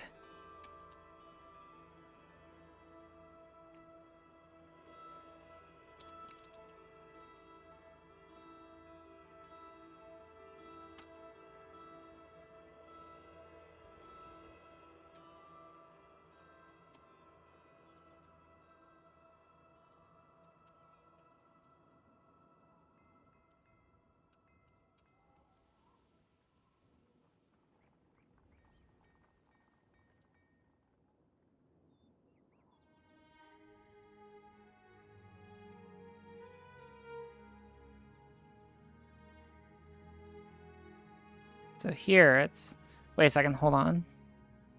Gender treatments. Wait, hold on, this isn't consistent. Let me think about this.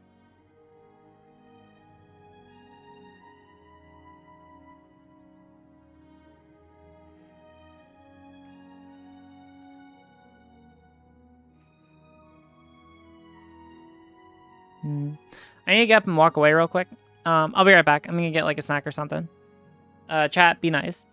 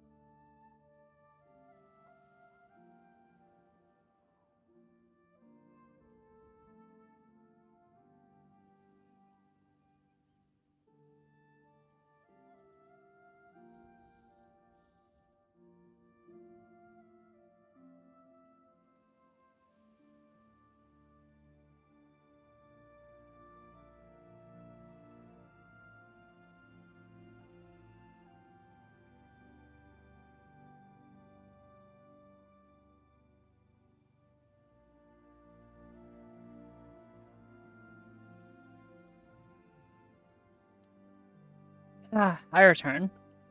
I made popcorn. Also, hey, you know, it'd be fun. I heard that Pixie's on a panel tonight. Let's go ahead and watch that. How's that sound?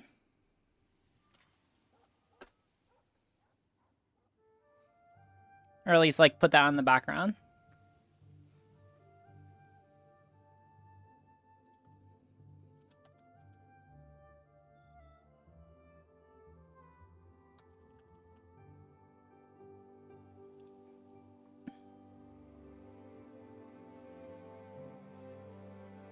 That's a whole. Wait, hold on. Is Pixie not live? Pixie's been coming in with some base takes as of like, oh yeah? Wait, Pixie's not live on her channel. What's going on? Where's Prime K's?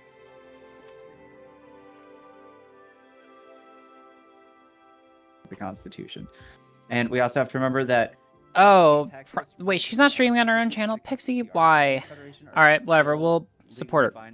We'll support her here, that's fine. So I'm sorry, I have a really splitting headache here. Okay. It's like right down the head, and its name's Gorshit. Okay. The answer to your question is the one that I've been trying to say the entire time, right? Is that while these people obviously have a partisan bent to them, or else again, like what would be the point of fighting for them, right? But it doesn't mean also, that doesn't mean that they're partisan bots. Right? Let me just think through. And are you still doing viewer call-ins? No, I only do them for the first hour of my stream. Priorities within the case, right? A nuance within the case that says, well, okay, yeah, this is something that I'm going to rule in this favor because of this. But come back tomorrow. Reason, right? And I'll. There's other constitutional. Excuse me. But come back tomorrow, and if you've done the verification process, then you'll be able to call in. Brought up, I'm sorry, like something about bomb sniffing dogs or drug sniffing dogs, right? Thank you. Yeah, appreciate it. The right to privacy, and you're relating that to the right to privacy, correct? Yeah. Well, the conservatives are all about that, like the right to privacy, especially from the government. I'm not surprised. I'd be shocked if they didn't rule in favor of that. Right? That's not a strictly liberal consideration, right? A lot of people want protection from the government, and certainly conservatives do. They talk about it all the time. So like that doesn't necessarily move me one or the other. My point is that once again, right? Like yes, we have these two cases. This is Here, let me. I don't know why I'm getting so much pushback on it. That we have these two cases. Only simply don't rely on the courts as your path to salvation, and that they could very easily disappoint you. And that actually does matter who is on the Supreme Court, because if it didn't, why would we fight about it? If it was just balls and strikes, they weren't partisan at all, right? If it was not all partisan institution, then there's nothing to fight about. Then just put whoever is the most quote unquote qualified, whatever that means, on the bench, right? Yeah. All right. Oh, well, okay. We're finding agreement. Oh wait, this would just be GNC cis people. Last words on this? I'll give you a final word, and then we'll move on to the next topic. So, final word, please. Supreme Court justices can be impeached. Okay. All right. Well, thank you very much. That was interesting. I'd also like to mention I posted a link that's a Stanford analysis of bias since 1791 in the Supreme Court in terms of decision making. So anybody who wants to look at that in their spare time, also post it in your Twitch if the bot doesn't boot me for doing it. No, it's fine. No, it's fine. Yeah. You can put those links there. Go ahead. Okay. Yeah, go ahead. You want to say something? Go ahead, please. Yeah, I just wanted to say something really quick that when it comes to this issue of like Supreme Court justices somehow just ignoring the law, ignoring precedent, and just doing what they want in a partisan way, it just seems like it just doesn't really happen. It feels like on the same tier, it's like when conservatives really are worried about like mail-in ballots and how they're like all gonna be fraud. It's like, yeah, like maybe it could be, maybe, but like it just doesn't happen, right? No. Or like, yeah. The argument wasn't that they will ignore precedent to make these decisions. It's never the argument. I've never said that. never. I don't know if anyone else did. Someone else may have made that argument. Then in that case, okay. That wasn't the argument I was making at all. Is that you can use precedents in a way it says that you're right and the other person is wrong, or the other side is wrong. Right? Like that's what happens. If precedent was so simple as to be black and white, right? Well, then there wouldn't be much of a question here, right? There wouldn't be all these legal battles, right? These scholars like writing competing papers on what precedent actually means, right? We can understand that. So like you can look at the same thing, the same precedent, the same little case, and draw wildly different conclusions as to what that means and how that should be applied in the future. It's a great question, Scott. So you can use, again, quote unquote valid reasoning to reach a conclusion that you find favorable, right? Like you using precedent, not blowing that out. You don't have to do that at all, right? Mm-hmm. Yeah. Okay. So we can move on to the next topic. To my audience, if you have just found this channel, then we have these conversations all the time. Please hit that follow button, make sure notification bell is on, so you know when we go on live. We do this 6 days a week. I feel pretty good with this. Yeah. RJ, are you a fan of Prime? Not really. I feel like most of the time it's like just drama, and it's never productive. I'm watching it right now because Pixie is on there. Otherwise, I'd have literally no interest. That is literally the only reason I am watching this panel. On the political right, we've seen the power of a focused group of individuals who promote and defend a single issue, such as that's most Twitch panels. Yep. Anti-abortion. Yeah. However, the danger of this strategy is voting in candidates who might otherwise be against the priorities you stand for. But is that trade-off worth it? Should the left, and feminists more specifically, be single-issue voting to get their agendas passed? So yeah, we know on the right that there is. And not just on the right. I mean, I guess, I love that happens too. But like, I think the clearest examples on the right, gun rights and anti-abortion, and the progress. Okay, I feel pretty good with this. Simply by a small group of individuals. I'm gonna start writing out a script and saying, like, this is where I stand, right? And as long as you stand. This is basically consistent with what I was talking about before. We're probably gonna like. Well, I'll explain what we're doing. That small group of people can move mountains within our political system as it stands. And so, should the people on the left adopt this movement, right? Like on environmentalism, for instance, right? Like if you don't stand with us for climate change, for whatever climate change reforms we're trying to push, then you don't get my vote. It's just, I don't care what else that we may agree on, you're not going to get my vote if you don't stand with me on this issue. So yeah, Pixie? If you're talking, go ahead. Oh, sorry. Yeah, I mean, I think the most forward public example of this is probably in recent American history. The progressive movement led by Bernie Sanders' neglect of race issues in favor of class issues, which didn't work. So yeah, no, intersectionalism or bust. Intersectionalism or bust. Okay, let's go to Siren. I have a study on this, so I'll link. Hello. Sorry I didn't talk much that last one. That was kind of out of my wheelhouse. But I think on this topic we are seeing it more and more often of the focusing of one issue, like Black Lives Matter, I would say police reform, healthcare, and things like that. I don't see how it's harmful to do that. And I guess that's all I have to say. Sonia? Yeah, so this is an interesting topic. I think single issue voting has some serious problems. It causes a lot of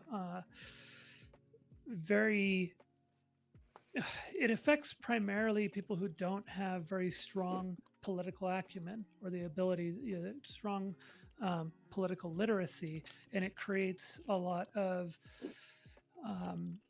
narrowly focused and oft ignorant approaches to electoral politics.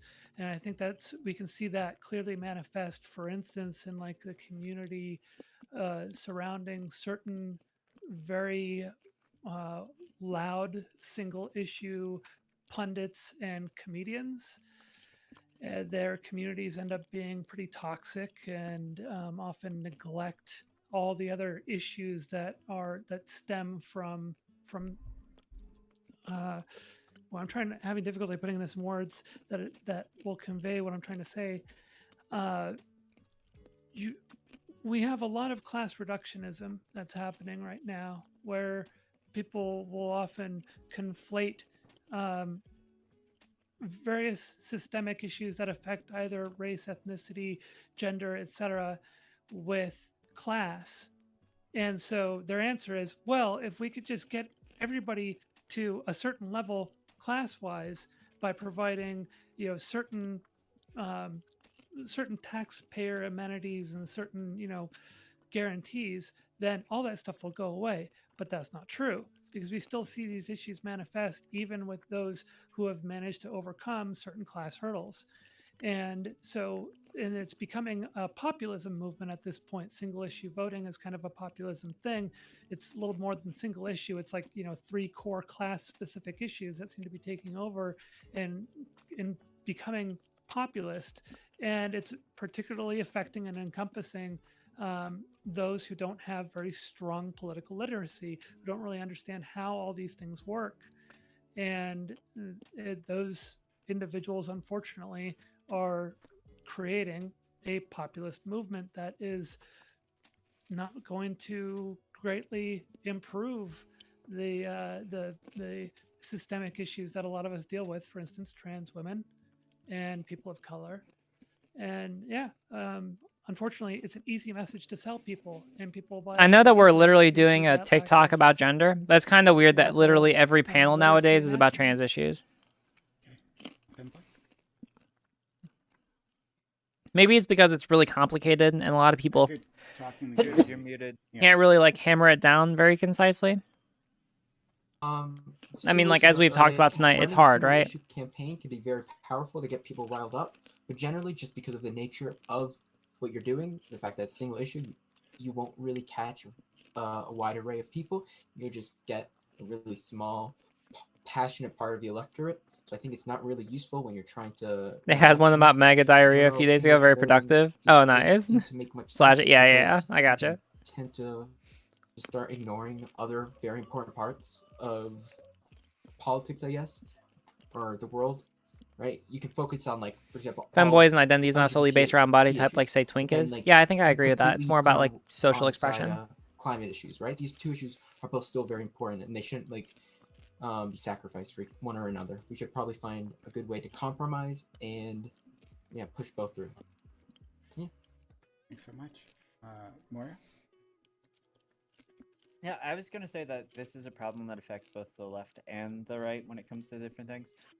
If you're going to single issue vote, I have no problem if you're single issue voting when you're doing it in your state or if you're doing it in a local election, because oftentimes those are the places where single issues matter.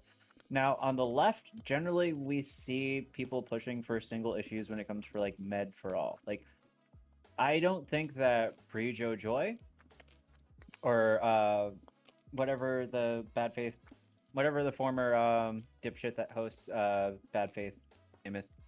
You mean Joy and Reed? Is that what you meant? Is that what you mean? Brianna Joy Gray. That's Brianna what you're referring to. Yeah. Is that okay? Isn't that Brianna Greyjoy? I don't know. Oh, yeah, sure. Go ahead. Mm-hmm. Yeah. I don't think that I've once seen her fundamentally address any issue that's not from a very reductionist take. I don't think I've seen her address any issue not strictly from an accelerationist take. I don't think I've even seen her mention the fact that we should believe every single survivor unless if that survivor so happens to benefit their campaign. When it comes to Republicans, normally they vote for gun rights. Normally they vote for things that affect rural people more so than people that live in large cities. And that's just because we can see that there's a major shift in the electorate. The Republican Party, if we look at the way that it is moving and the way that districts have to be rezoned, like in Ohio, for example, it is becoming a much more rural party. It is not in any cities. It's not in any major, small towns like we saw in 2016. It's becoming the party of the farmers and the backwoods, so to speak. And I don't mean backwoods derogatory. So it makes sense that those people who generally are politically uneducated on certain things see a specific ad, get a flyer in the mail, and go, oh, this good, other person must be bad.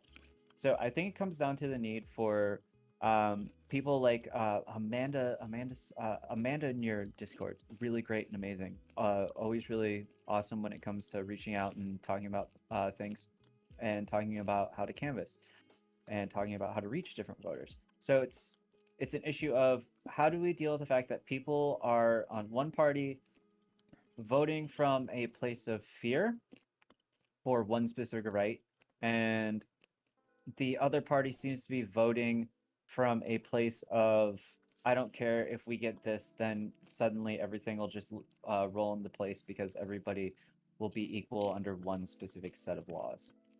Which, in general, I mean, I think that both ideas are functionally stupid.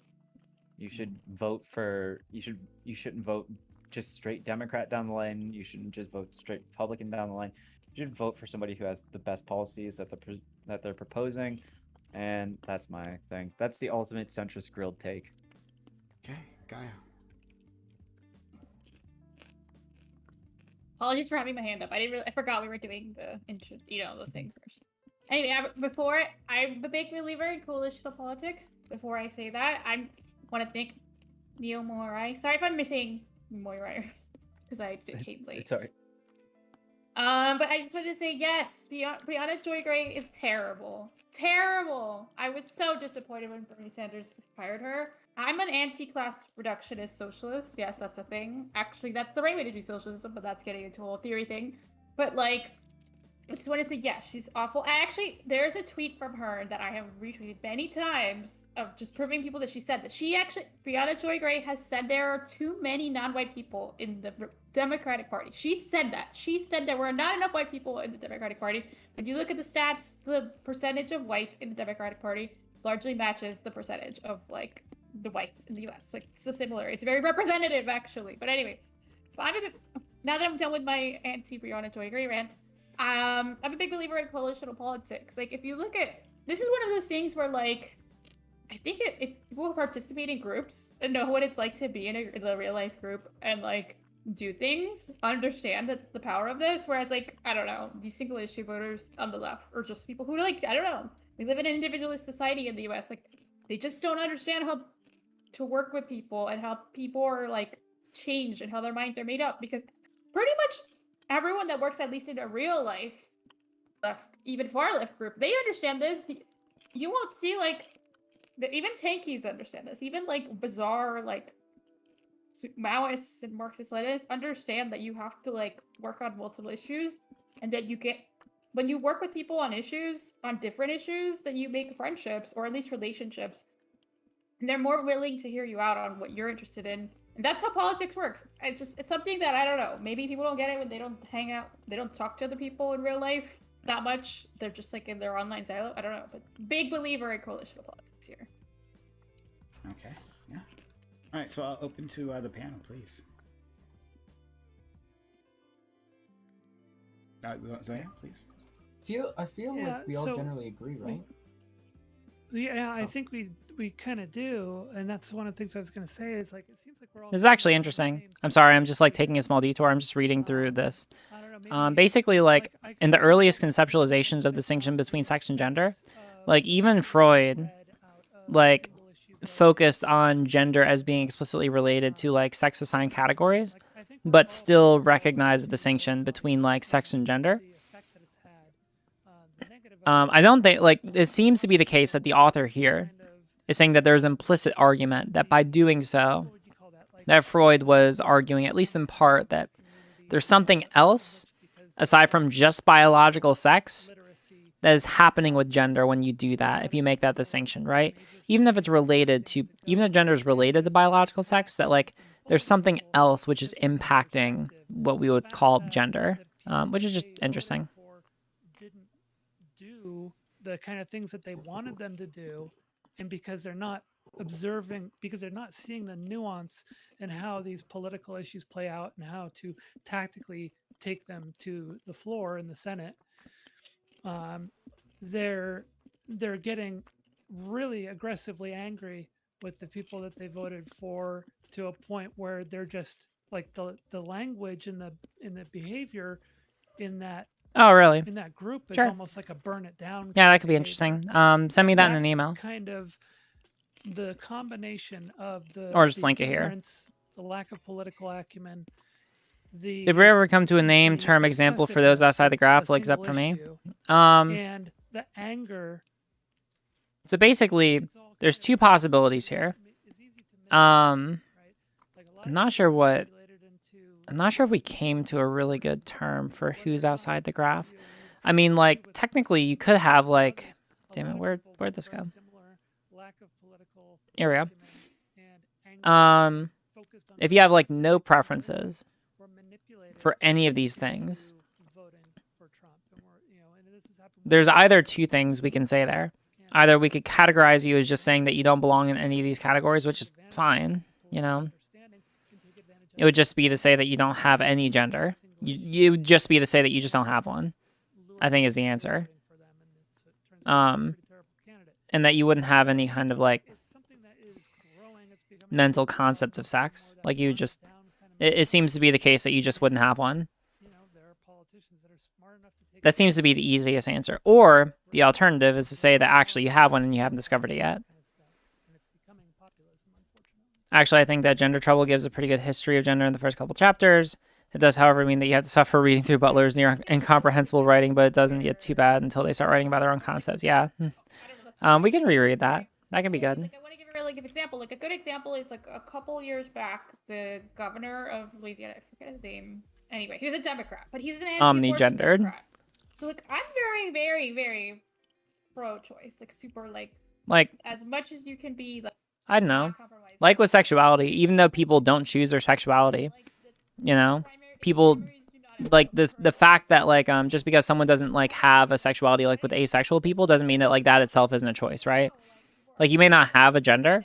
It just may not be it just may be the case that you don't have one, but if that really is genuinely the case, it's not like you just chose not to have one, you know, it's because you're trying to appeal to some kind of underlying senses of preference, or, like, some underlying psychology or strong preferences that just aren't there. Still, I think other certain states, a few other southern states now have also expanded Medicaid, but, like, that did a lot of good, like, because they were able to elect, you know, Louisiana Democratic governor, they were able to at least not, like, in other places, like, even if they have passed, like, I think there have been other Republican-run states where they have, on the ballot initiative front, like, passed Medicaid expansion, but they've had, like, Republican governors or Republican legislatures, like, you know, sabotage it. Just like a concrete good of, like, where you really have to influence where you can. And I would especially tell people if you're, like, feel super passionately about something, the primaries are where to do that. But not to just be like, I just can't imagine being like, well, I don't like this guy's abortion stance, so I'm just gonna, like, throw Louisiana to Republicans. It just seems extremely self-defeating, you know? Like, and I'm very, like, I'm so pro-abortion rights when Argentina, like, legalized abortion, like, at the end of last year. Had a toast. Like, I have pictures of myself, have a toast, drinking alcohol, being like, finally, justice, the first major domino in Latin America, we're gonna do this. Like, I'm very committed to that cause, but, like, you still have to be a bit pragmatic. You can't just be like, oh, I didn't get this one thing that's really important to me, so let me just throw this whole area to, like, Republicans. Go ahead. I'm still waiting. Oh. No, you go finish your point, and then we'll go to Mass. Oh, I'm still waiting on Vietnam to legalize gay marriage. In general, I was gonna say this, like, when it comes to single issue voters, like, there were people that voted Mike Pence over Tim Kaine, and then there were a lot of Democrats that voted for Hillary simply because Tim Kaine personally opposed abortion, but, you know, wanted to make sure that it was, you know, governmentally protected. So really what we need to acknowledge is that there's single issue voters when it comes to everything. Like, we see it more frequently on the right because they're the loudest, but it's getting louder and louder on the left. If you look for the Medicare for all or the force the vote people, fundamentally they wanted to ruin the careers of the Oh, cool. squad Thank you. or ruin any political capital they had on a vote that wouldn't have passed. So we see one side that's voting specifically because, oh, I want to protect my guns. I don't want to have the government walking around taking away my guns, doing gun buybacks like they do in California, all this other stuff. And then the other side is either we get everybody to force the vote on Nancy Pelosi and then force a public option, or we literally just burn it all down and start over again with a completely new set of Democrats that are hand chosen by somebody who praised Steve Bannon. So I think that it's an issue on both sides. And when it comes to single issue voting, is just something that I can't wrap my head around. I can understand if you're in the backwoods like Kentucky and you're super brainwashed into thinking that the government will do a buyback in Kentucky, then you're probably going to vote for somebody that says that they're not. But other than that, I can't think of a single issue why you would. Mass. So back to what Zonia was saying. Although we have seen like a definite rise in like this far left populism, like very class based, Medicare for all, blah blah blah, it hasn't really been showing any effects yet, which is probably good. I'm worried of how it'll affect the future elections, but from what it seems, most of the people who are getting wrapped in on all of this weren't voters in the first place, or are probably too young to vote.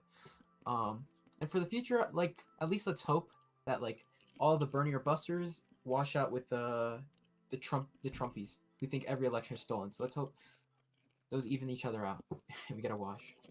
So yeah. And then I'll go to you, Sonia. I don't understand. Like, I don't know. It seems like there's a lot of power in this, right? Now, there are risks. But in single issue voting, I mean, the formula cannot be denied. Right? Like, looking at the NRA and what they had managed to accomplish, right? Saying that, well, this is the one thing, this is matters, right? Like, you got to defend your Second Amendment, right? And like the things that have come out of that group, and then there's also even people even farther right than the NRA. So like there's the NRA and where their stance is, and those who are even farther. Oh, gotcha.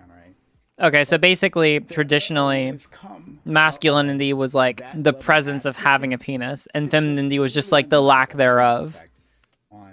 Interesting. On public policy, right? Literally in textbooks, they talk about. Yeah, that makes sense why women would be like regarded as less if you have like this fundamental posturing that like, oh, the thing that brings value to your masculine, the thing that brings value is masculinity, and in order to have it, you just need to have the penis, and if you don't have it, well, then you get what's left over, which is femininity. There is like a meeting in either Washington or within a state capital, right? Talking about, hey, like embodied phallus. Wait, really? Embodied phallus. So like if you have big dick energy, is that it? I'm just taking a guess based on the wording. The members are there. The rest of you aren't like if a girl I'm not there. Had big dick energy, then she was basically a man. Every single time. Unironically, kind of. Right? Damn, interesting. On this issue, I'm going to make sure you are not elected. Now, if you gather up all... It is a very reductive view of gender, yeah. But it's interesting that that's like, it's kind of like drawing like a national election, on the historical roots of like how people have understood gender. And we can sway. So it's like if a woman was masculine enough, she could ascend to basically be like, we'll constructively assume that you have a penis. In a room, right, where you're discussing policy, like proposing. Well, I want to hear what the public has to say about this, right? I failed that role, didn't I? Minority saying no way, no on this. It's not. I'm making a joke. Obviously, I'm happy. You all can understand I'm making a joke. So, like, I don't see why everyone seems to be pretty set on on this not working, or this, sorry, this not being a good Yeah, idea. just interesting. So, Zonia, oh, sorry, you can respond, and then we'll go to Zonia, and then we'll go to Sarah. Oh. I was just gonna say, I feel like the main difference there is that Republicans cater to a very specific group, a very small yet powerful group, right? Straight, white, not generally wealthy, like from both sides of the economic ladder, white, all that stuff, right? You're kind of stereotypical American, right? While Democrats try to appeal to all types of people, right? They white, POCs, gay, all LGBT, and there are so many interests that are inside the Democratic Party, so it can be really hard to get that unified power. So, right? This is what you saw in the primary, right? This election. Yeah, but this is not so. So I think you're getting two things mixed up, right? The Democratic Party and the left, right? Those two things aren't synonymous. We understand that. I'm saying that, and I believe that's how I wrote it. And if I did wrote it incorrectly, then I apologize. But when I wrote this question, this topic, I was talking about specifically how the people on the left should act, right? And the point of this single issue advocacy is not necessarily to get others on your side. It's to get legislation passed. And again, as the NRA shows, you don't have to get the nation on your side to get legislation passed. This is a big thing. I'm sorry, I'm also interrupting this. So basically, this is talking about like historical, basically like one approach to gender historically. It seems like in the 70s or in the 60s, it was basically the idea that gender is something that develops in people from a very early age, depending on how they are assigned and like what their physiology is. But yeah, it's unclear how this approach would apply to like trans people. Like trans people are really cool in this respect, right? Just because what you have are people where it's like, by every reasonable historical account, should develop one way, but then like just go the opposite direction, right? Like it's like you have people who should identify a certain way, and then they just take a right turn. They don't, you know? Like it's really weird. I think about myself. I was raised in a family where it was like, I don't know. I was raised in like a Midwestern kind of like standard ass sports ball family where I was raised to believe that football was good and I should be big, strong, and masculine. And I kind of did, but like I didn't have this intrinsic inclination towards like, oh yeah, but I'm a woman, you know? Like I under every reasonable understanding should have developed in a certain way, but I didn't. And that's just interesting to think about, you know? Which we're starting to become wedge issues in the last 2 years. Because what it suggests is that there's something more that's there, right? Like it's not just nurture, and it's not just like whatever you have between your, like there's something else that is like a lot more intrinsic, that's a lot more like deep set, you know? And they funnel that into the lobby, as well as they motivate its members to vote a certain way. But the individuals that are members of the NRA, like myself, for instance, I've been an NRA Life member since the mid-90s, is comprised of many different people, some of which are single-issue voters. I've known many people in the NRA who are just like, yeah, all I care about is the Second Amendment, but there's plenty of people in there that are like, oh, I care about all this whole list of things, right? So the NRA is not a good example of that. If you're talking about the lobby, well, that's something else. That's lobbying. So we need to be clear on like your soul, so to speak. I might make that kind of appeal, but I'm not going to because it's not a good empiricist appeal. And also, I don't know, like it's not like, while I am religious, I don't like bringing that into like these kind of discussions. It's generally not good. It's not reliable. There's like we can't make the same. We have to just. It's a fundamentally different epistemology, you know. Like it's like trying to mix oil and water.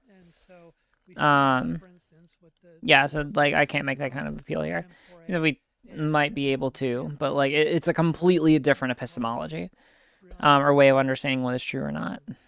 Yeah. So no, we're probably making an appeal to like some kind of underlying psychology, you know. Single issue voting, and that is the problem I have with single issue voting is that it creates this it's usually taking advantage, first of all, of people who are not very politically literate. They don't really understand very much about the general, the workings and mechanics of politics and electoral politics, etc.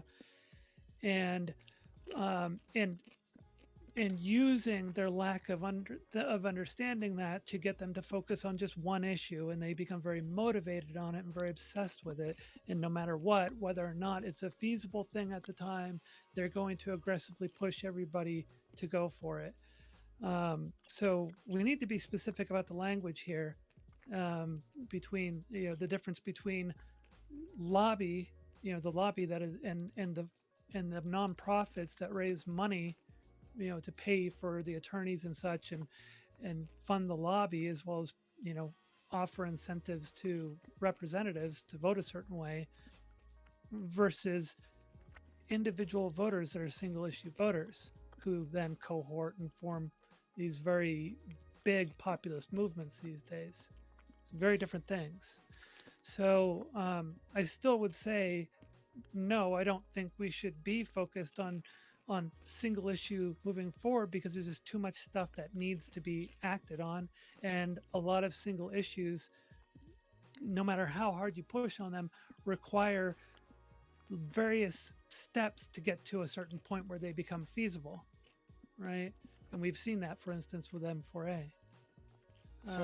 Now, I think advocacy, like taking advantage of people who are focused on a particular issue and getting them to work together as a group, is effective. And I think it's most effective at the local level, state or local. As Neil Morai pointed out, it's much more effective at the local level, because there are often fewer issues that are as divisive and controversial, and more people tend to agree with each other because they're affected by the issue more directly. And bringing that up to national electoral politics, it becomes just more of a fervor where you can manipulate people, because usually that's not the way our political machinery works at the national level. So, the order will be Saren, Pixie, and then Moira. I'm sorry.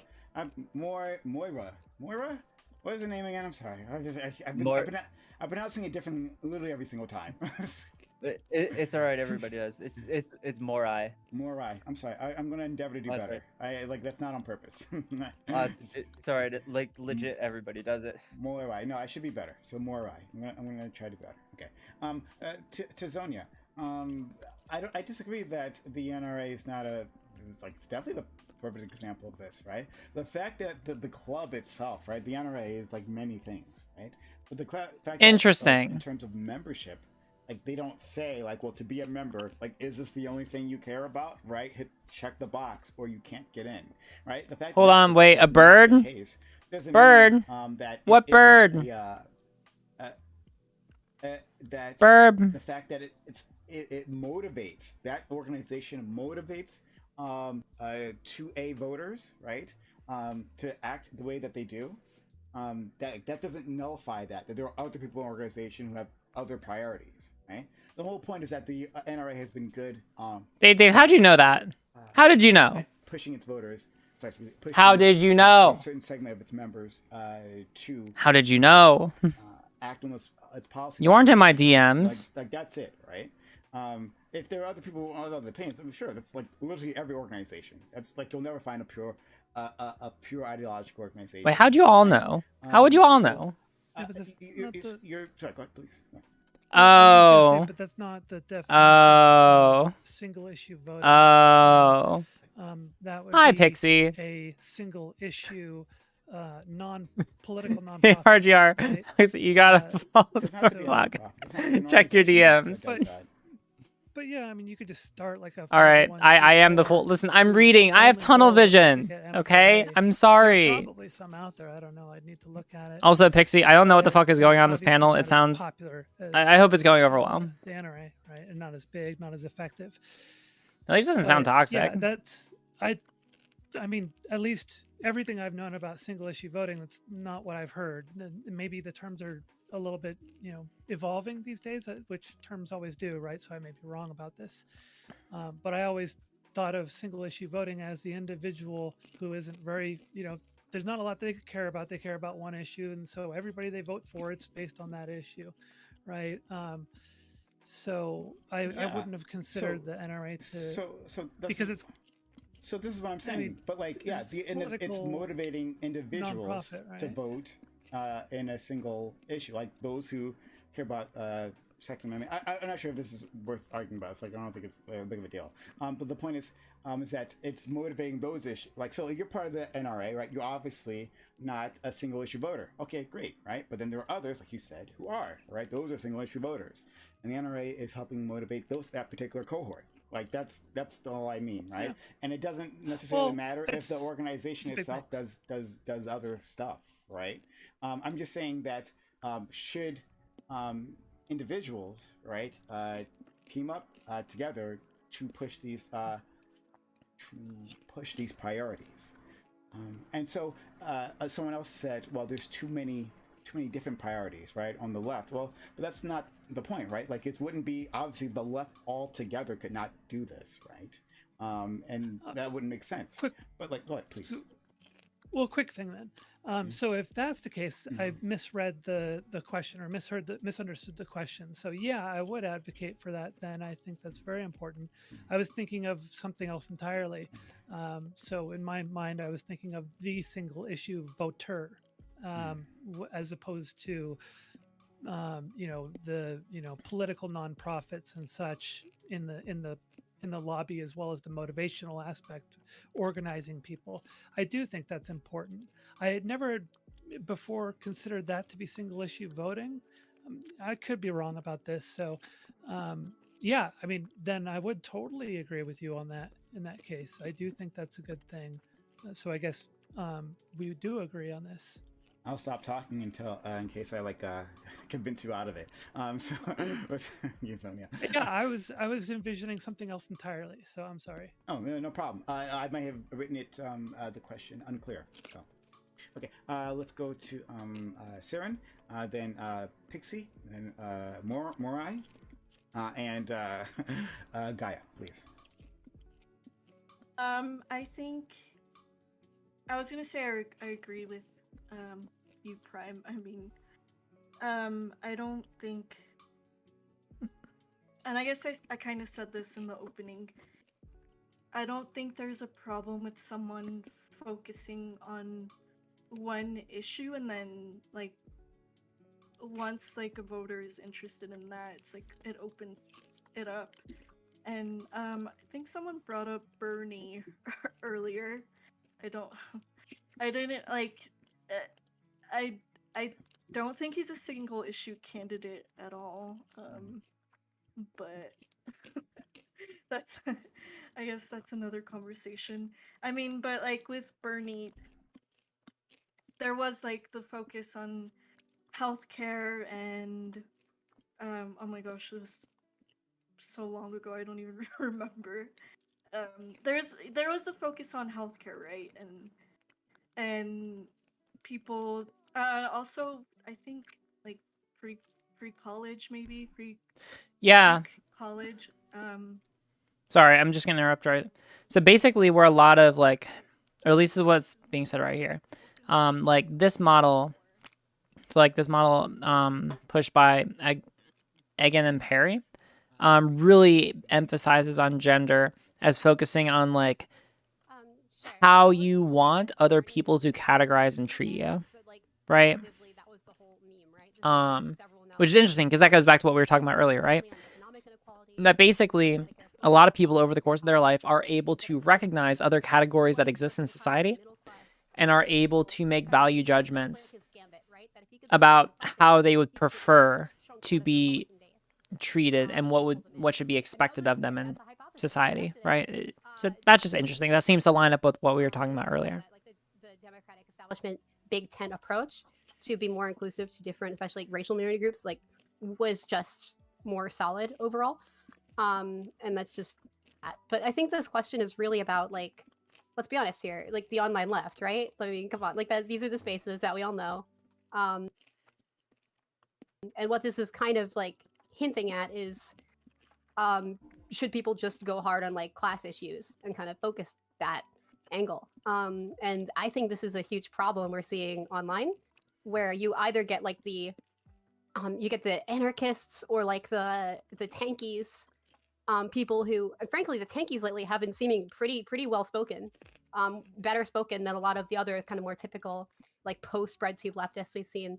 And I'm worried about a Nosbel vortex forming, and I really don't think it is statistically proven to work or ethically good to say like, let's just keep deprioritizing already invisible racial issues, issues of ability, issues of feminism in these spaces to focus more on class issues, which is frankly political suicide. I mean, like if you can start winning elections, I'm happy to support whoever, but it's not working, and I'm sorry. Damn. So, no sexualism. Pixie. Going in hard. Oh my god. Can I respond? Go ahead, please. Go ahead. I mean, economic inequality is a pretty big, like, broad issue, and also I think Bernie. I wonder if Pixie is going to progressively become much more combative, because I feel like that's something everyone tries to begin. So, not just like white middle class Americans. So, Pixie, this question, when I wrote it, wasn't necessarily saying voting on class issues, right? Just saying that. She's respecting from healer DPS. Oh yeah, listen, no, Pixie's got this. All right, fuck, she doesn't need me. She's got enough DPS in this respect to handle this one on her own. I'll be right back. I'm gonna get some water. Right, and that's very broad, right? There's many members who have many different priorities, but who it would be good if we had groups who are out there focusing on one issue, right? Because of like, would that be effective in moving the needle, right? And that could be any issue. It doesn't have to simply be a class-based issue, right? It can be anything under the sun that is a priority for the left. That we have people who are passionate about that. So it could be like. All right, where are beer drinkers in chat?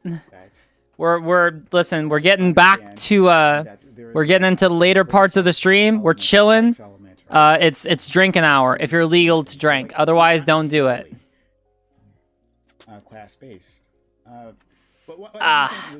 Let's raise a glass and have a good time.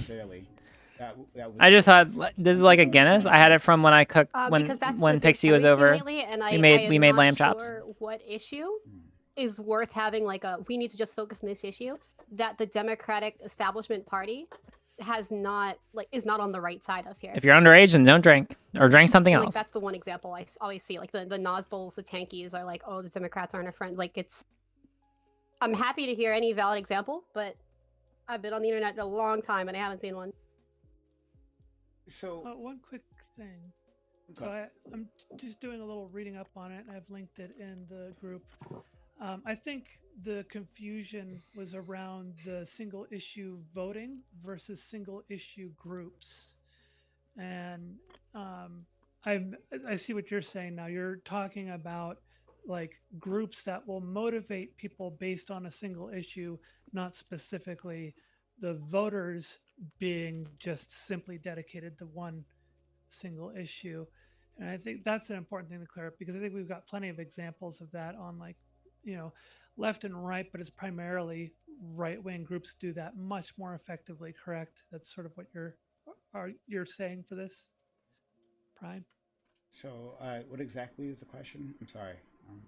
Well, I'm trying to clarify. It's hard to engage with this if we don't understand what we're talking about, right? So we've already had a few people interject, and we're kind of going in weird directions, and it seems like we're unclear. So I just want to clarify. So what you're asking is, should we be doing more of what, like, for instance, the NRA does, or Focus on the Family does, or one of those, where you drive lots of different voters and sort of are the center point on providing them information and driving them to the polls and driving them to reach out to their representatives to force their representatives to accomplish that one thing. You're not advocating for, like, the individual voter to getting the individual voter to just be obsessed with only one thing, because typically the big argument in politics and punditry these days is that single issue voting, which is like the single issue voter, that sucks.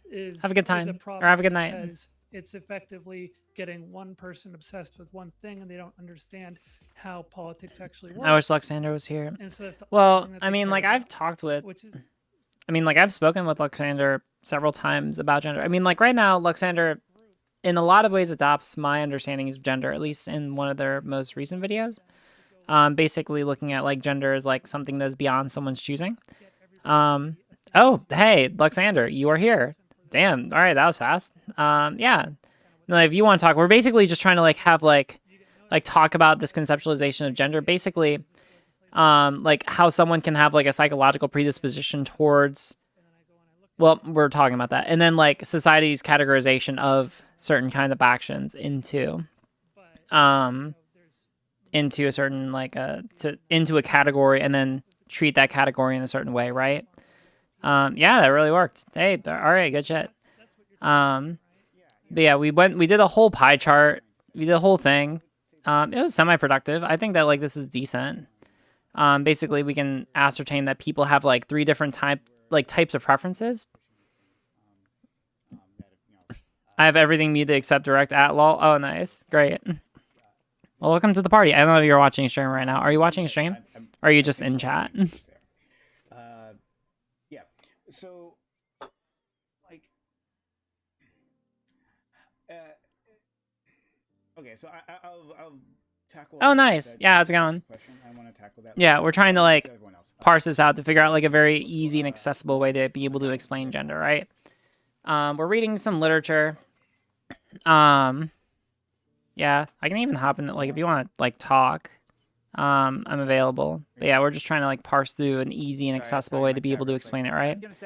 Real quick, And also to figure out single issue voters, the #1 block of single issue voters in the entirety of the United States isn't people who are gun voter, isn't people who vote on guns, isn't people who vote on abortion.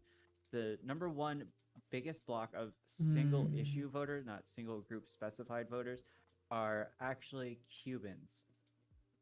Cubans will, no matter what, vote for any candidate who opposes Cuba. Again and again, we have seen this over and over and over and over again.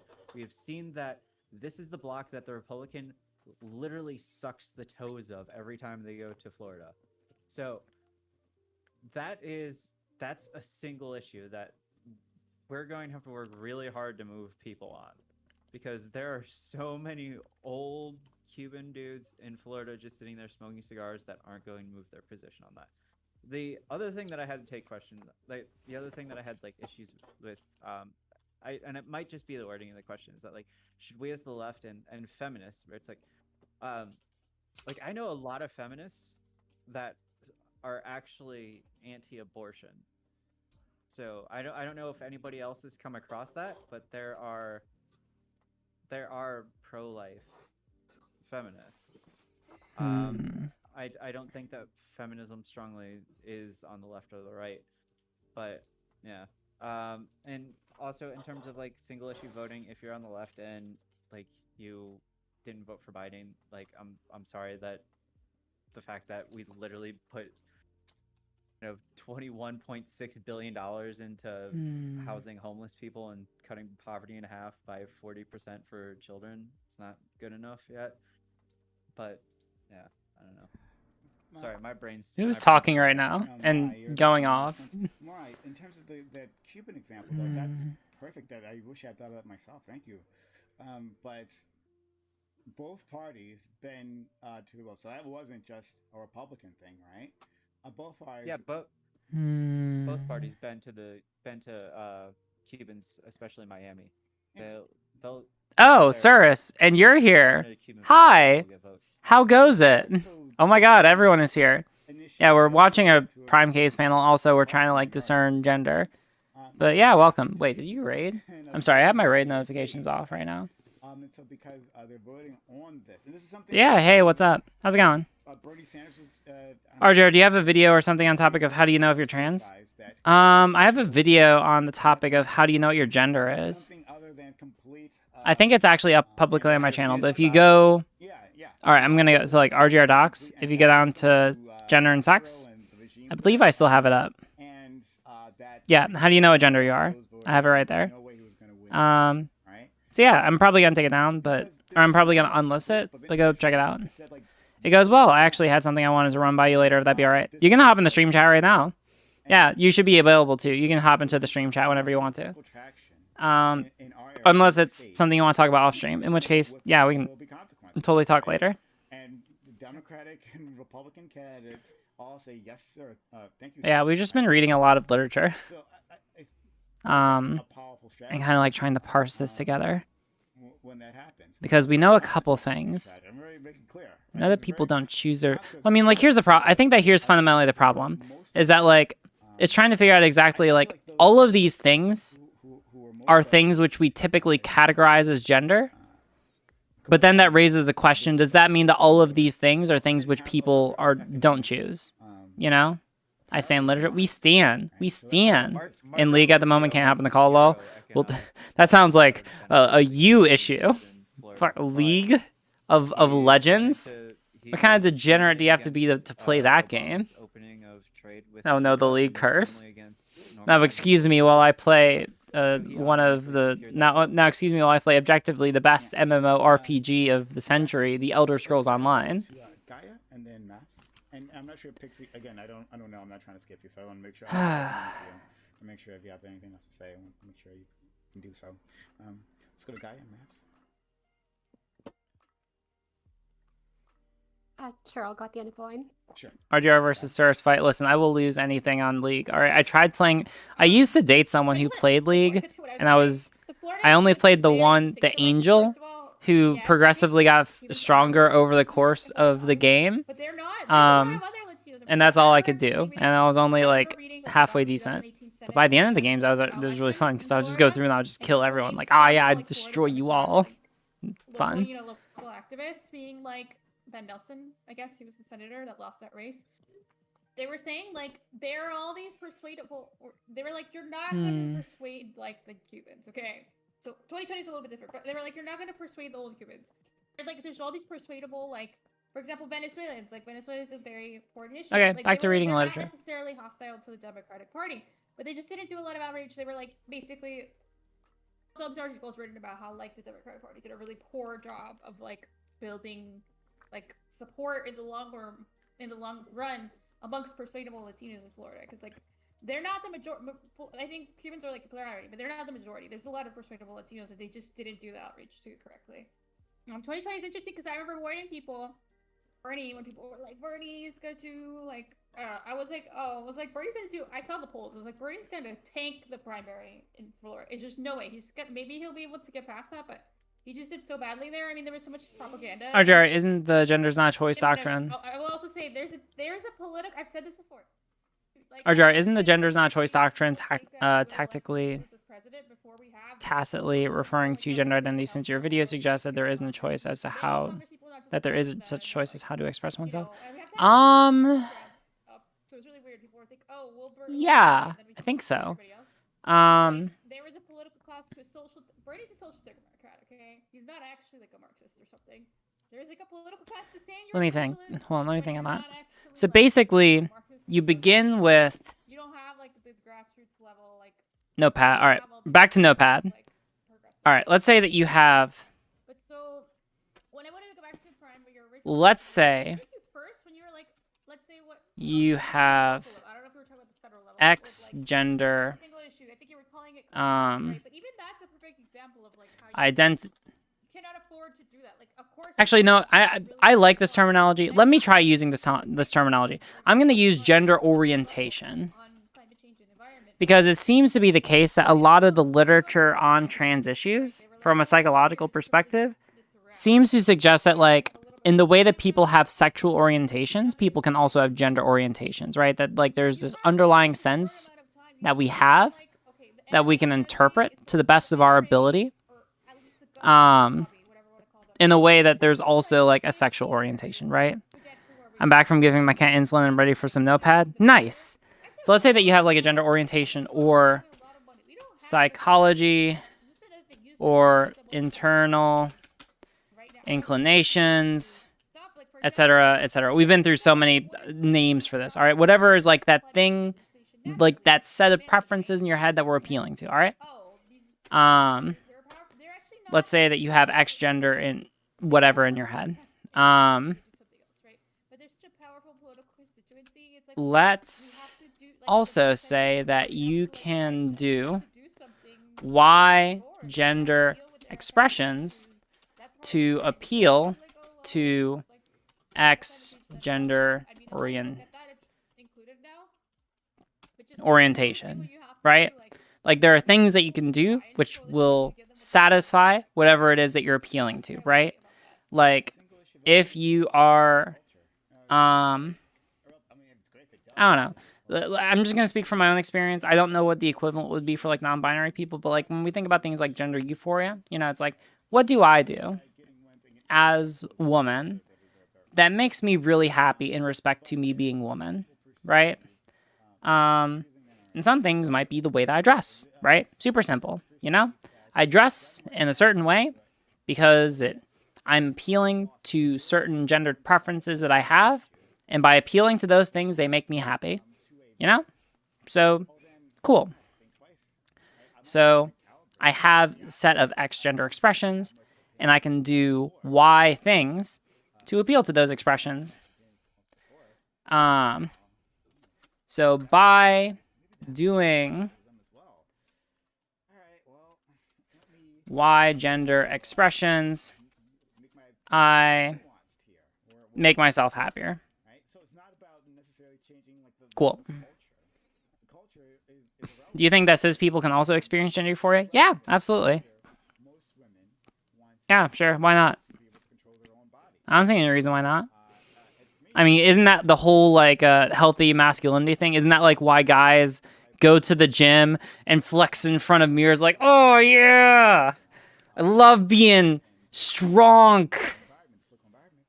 So this guy here tugging on the suit is the best feeling there is. Yeah, there you go. There's an example. Right. Like, yeah, absolutely. Like guys, any cis person, I would assume can feel like gender euphoria, you know? It's like you have your set of internal preferences that are gendered and you can appeal to them, make yourself super happy, right? Do that. We stan healthy masculinity, all right? So, yeah, totally.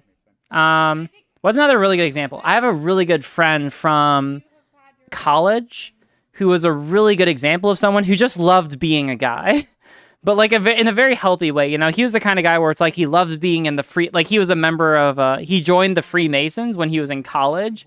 He grew out like a full mustache. He loved being like just like a jolly fellow, you know?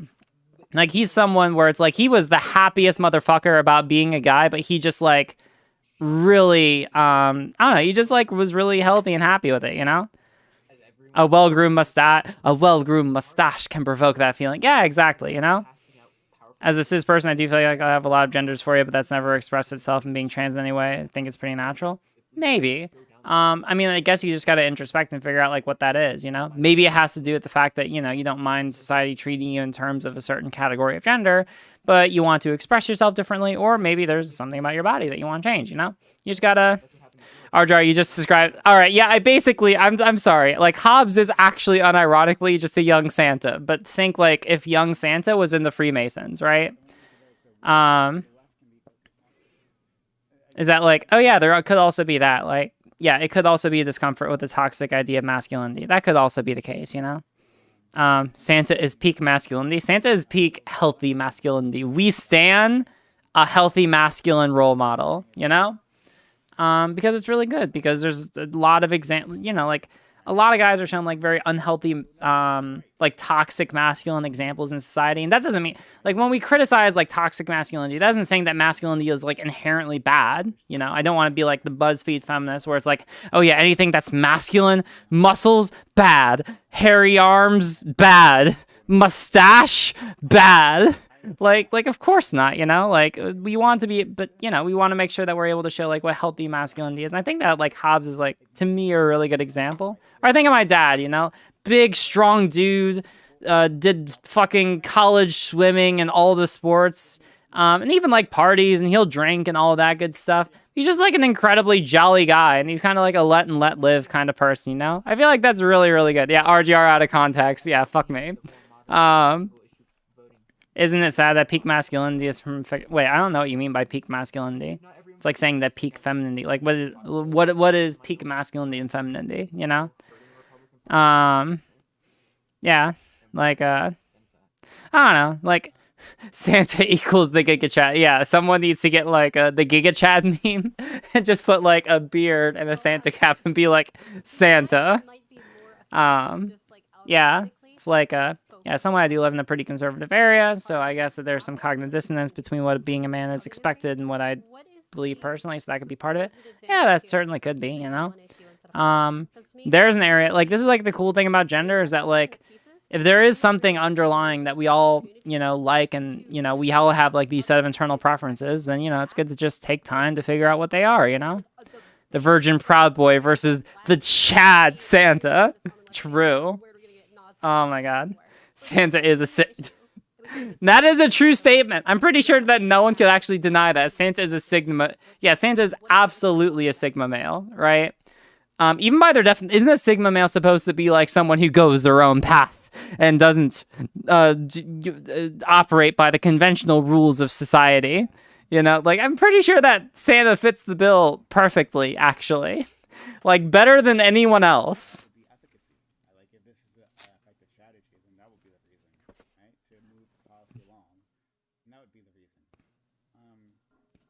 Actually, I'm sorry. That's a tweet. I'm sorry. I'm ripping that from chat. Wait, does my VTuber avatar make me a Sigma male? Maybe? I don't know. Listen, say, like all that shit is just astrology for men, which is, I guess, fine if you don't take it too seriously.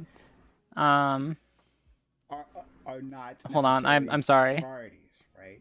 And that without a specific push, right? So like imagine civil rights movement, right? Civil rights legislation, right? Moving through, right? If you're back then in the 1960s, right?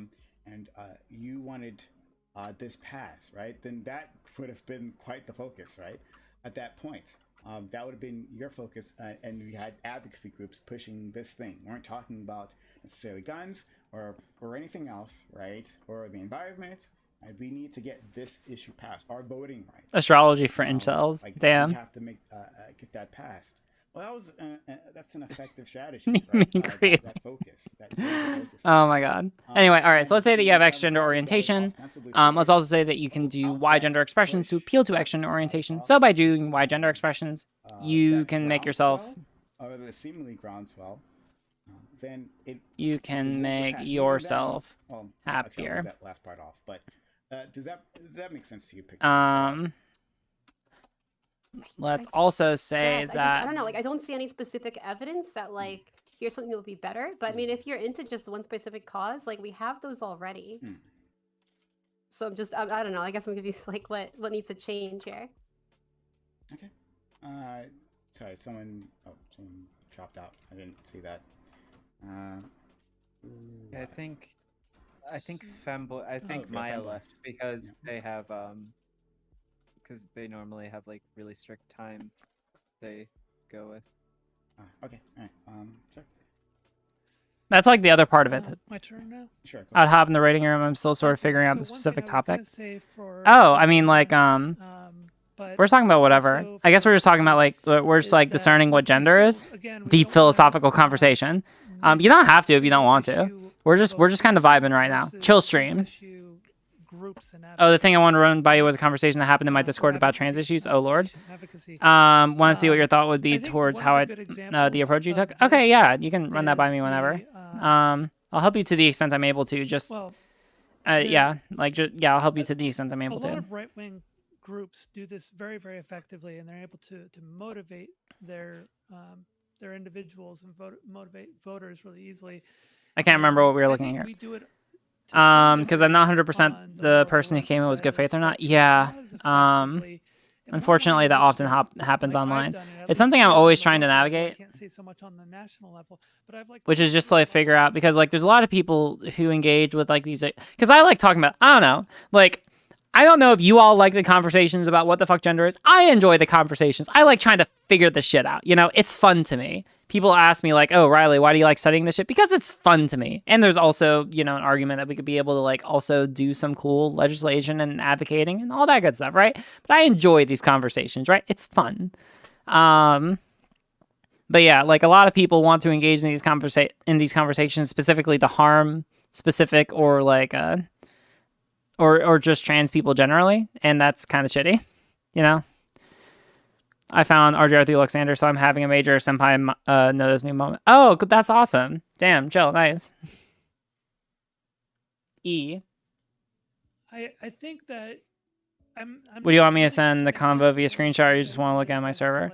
Well, I use my Discord for my what do you call it, for my stream chat, so just like send it in a screenshot. You can either DM that to me, or if you want, you can just drop it in like the stream chat. That'd be easiest for me. Or you could send it to me on Twitter. That'd also be reasonably easy. Is a really good example of that kind of thing, because they're less political and more operate within the framework of existing law to all right, chill. Things. Okay, gotcha. It's kind of they're in the left side of things. So maybe if we did actually start working on building up these nonprofits that go and talk to, with the NRA, it's a little bit different because they talk to corporations to get a lot of their funding as well. The majority of their funding, even though they've got a lot of people paying into the NRA, they're getting a lot of money coming in from the gun lobby overall and gun manufacturers. So what we would need to do is we would need to look at the issues that we want to focus on, say a specific issue, build a 501c4 out of that, and then find other sources of funding, that where there's enough funding, or motivate enough voters to put money into it to push the lobby, as well as drive the voting force, doing the advocacy, doing the canvassing, etc. All those different things, because they cost money. So it's amazing to think that gender is such an unbelievably complex topic to define, and yet social class, another aspect in the intersectional spectrum, is super easy to define. Yeah, and you want to know what else is weird? The fact that like and again, like looking at class issues is incredibly important, but it's weird that like it is easier to define than gender, and yet a lot of people tend to ignore it. Yeah, I don't know. To vote against gun control, for instance. Oh, 37 days post-op. That's really cool. Yeah, that's really cute. It's awesome. Congratulations. It's probably around the same as me. Or no, I'm a bit more. I'm like a good number of. Yeah. I'm like 2 months. Am I 2 months out? Oh my god. I think I am. That's crazy. I'm like 2 months out. Yeah, no, congratulations. Yeah, I'm just like a little bit ahead of you. Shit. I hope that you're doing well. Yeah, damn, I'm like 2 months out from bottom surgery. That's crazy. May 26th. Okay, yeah, I had mine May 6th, so I was literally like 20 days before you. Does that mean I'm 57 days out? I guess so. Huh. Neat. Wait, good job. I hope recovery is going well. A policymaker saying that, like, well, we want this, but we also want a whole list of other things, right? As a pog route, yeah, it's so cool. Math wants to be added back to the VC. They said in the chat that Wi-Fi. And weirdly enough, my mental health is like better now than ever. Like I don't think that y'all understand like just how much. Literally, the biggest thing that weighs on me mentally nowadays is like Twitter. All right, but otherwise, as far as like me and my body, like I'm fucking vibing. I'm doing great. All right, I'm like fucking chilling. All right, so. It's always that's one of the weird. That's like one of the weird things about like a lot of the conversations about like there's no evidence that. Well, I mean like a lot of these concerns are raised in bad faith. Like obviously there's a lot of like empiric evidence to be able to support the fact that gender affirming care is good for trans people and especially surgery. Like it's just so weird that people would think that like gender affirming surgery and care isn't going to be demonstrably beneficial to trans people. Like, and I know this is like an anecdote, right? But like when I'm just like living my best life right now, you know. Like it's really, maybe it's the fact that just like a lot of that discourse, especially with Lauren Southern, just happened to coincide in time with when I had bottom surgery. But it was so weird when I'm just like recovering and doing like the best I have in my life, and there are debates about whether or not this would actually be good for me. You know, like it's just weird. You know. So like, show me numbers, and I'm on board. Is this what's meant by euphoria? Yeah, that'd be a good way to categorize it. Yeah, I think that, like, I think that's a good way to be able to put it, you know? Or just being happy with yourself or appealing to your preferences, whatever you want to call it, you know? Like, maybe we need to work on the terminology for here, but the fundamental idea is that this shit's good and it makes me happy. You know? I think Makes me big happy. in terms of maybe numbers aren't the thing Hello. to look at right now, but Hello. one thing Hey, I what's would happening? look at are Oh, nothing various much. Just stalemates hanging or out. lack of And Chill. improvement that we've I was had playing in Stardew various Valley, and then areas. someone For added me in your server, and I was like, "What's going on over here?" So one, now I'm here. Yeah, I did not mean for that to happen, but hey, you know No, what? it's We're okay. we're vibing, we're chilling. Yeah, we're trying to write I've been doing these shorts lately and I've been really happy with them because they're just like really nice, informative, like consumable content. Mhm. And we're trying to think of like a really good way to like describe gender, like succinctly, under a minute. And basically what we're working on is we've already done videos basically talking about like kind of the psychological aspect of gender and also the socially constructed aspect of gender, right?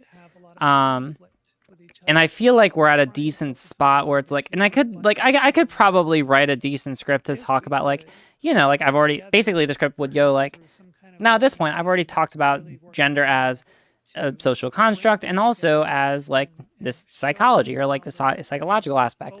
These are actually not incompatible, you know? We could think of gender basically as having two parts where people can have like certain psychologies that predispose them toward certain kinds of behaviors, then also the specific behaviors that they are predisposed towards that society groups together into certain kinds of categories, right?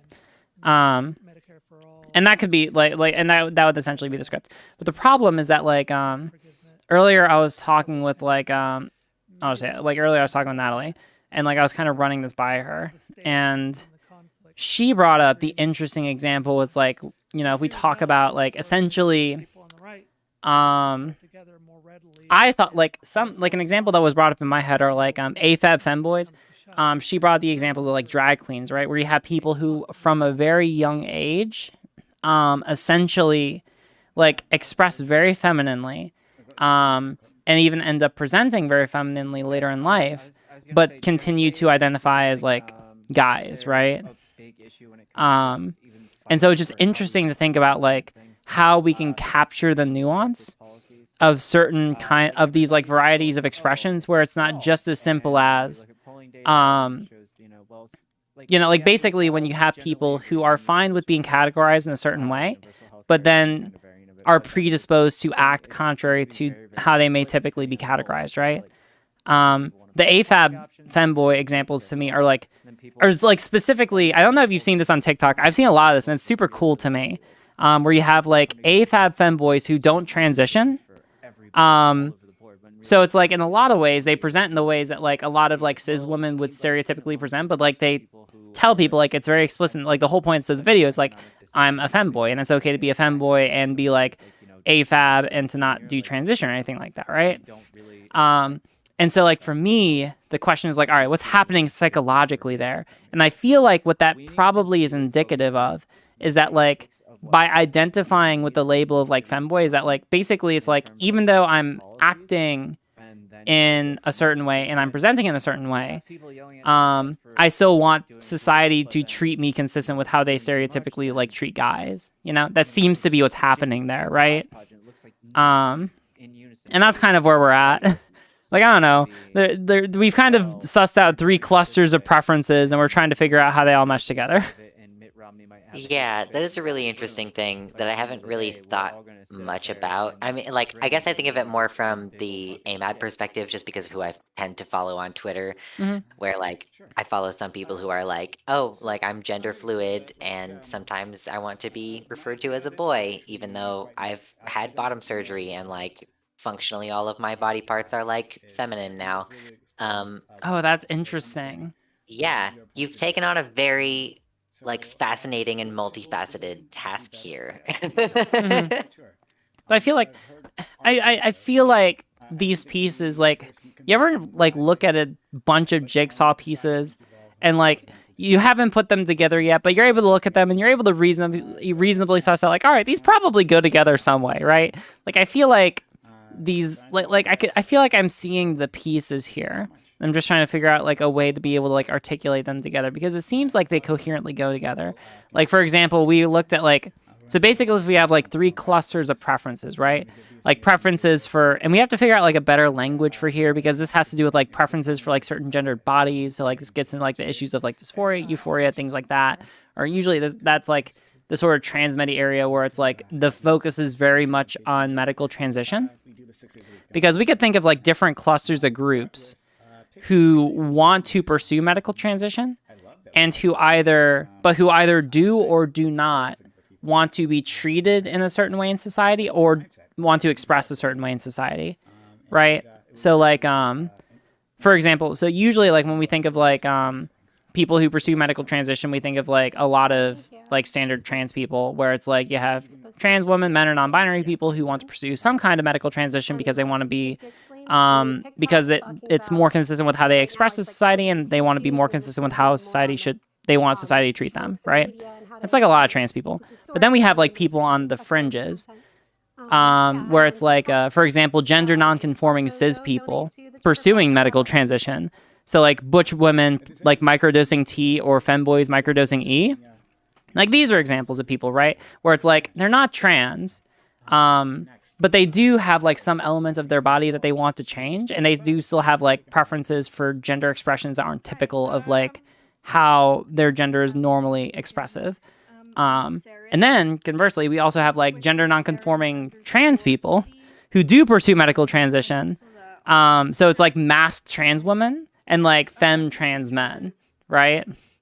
But the difference here is like the fact that there's like a certain kind of subset of preferences that are or are not present, or sometimes multiple, right? Like these are things like, it's complicated because the best way I could articulate this in a Venn diagram, which I feel like captures like most examples that we talk about. But I guess that like the problem is like at where we determine like exactly what is gender and what is like something else that's not gender. Like for example, if we talk about this idea of like how we want our bodies to be.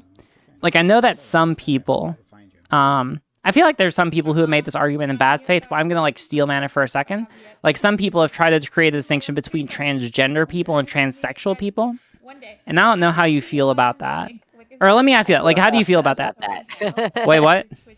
I don't think that there's a substantial distinction to be made. Like, I feel like it's people who've pursued medical transition trying to somehow draw a distinction between their experience and the experience of like a trans person who isn't capable of or doesn't want to do that. Like fundamentally, I think if you're not cisgender, then you are placed in some kind of other category, and that it makes more sense to group in like non-transitioning trans people with trans people than it does to just leave them floating in this sort of weird in-betweeny space, if that makes any sense. Yeah, I think it does. So like, do we want, like, is it even worth it to acknowledge any meaningful difference in the experience between, because like, let's say that we have like a trans person who really, really like it's super duper important to them to pursue medical transition. And then you have like someone, like, let's even say like the same gender, like, you know, if we have like a trans guy who really wants to pursue medical transition, and then we have another trans guy who's just like, I don't really care that much, I'm not going to.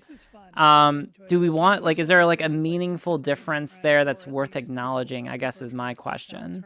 Not saying that like we're trying to invalidate either. Like, I guess we're just trying to make an appeal. Like, is there, as opposed to I guess I'm trying to figure out like why that difference exists, if that makes sense. Like I'm just trying to like, is there a substantive difference between the two? Like, yeah, obviously, I think like obviously in society, in their daily exchanges, there are going to be material differences in how society treats them.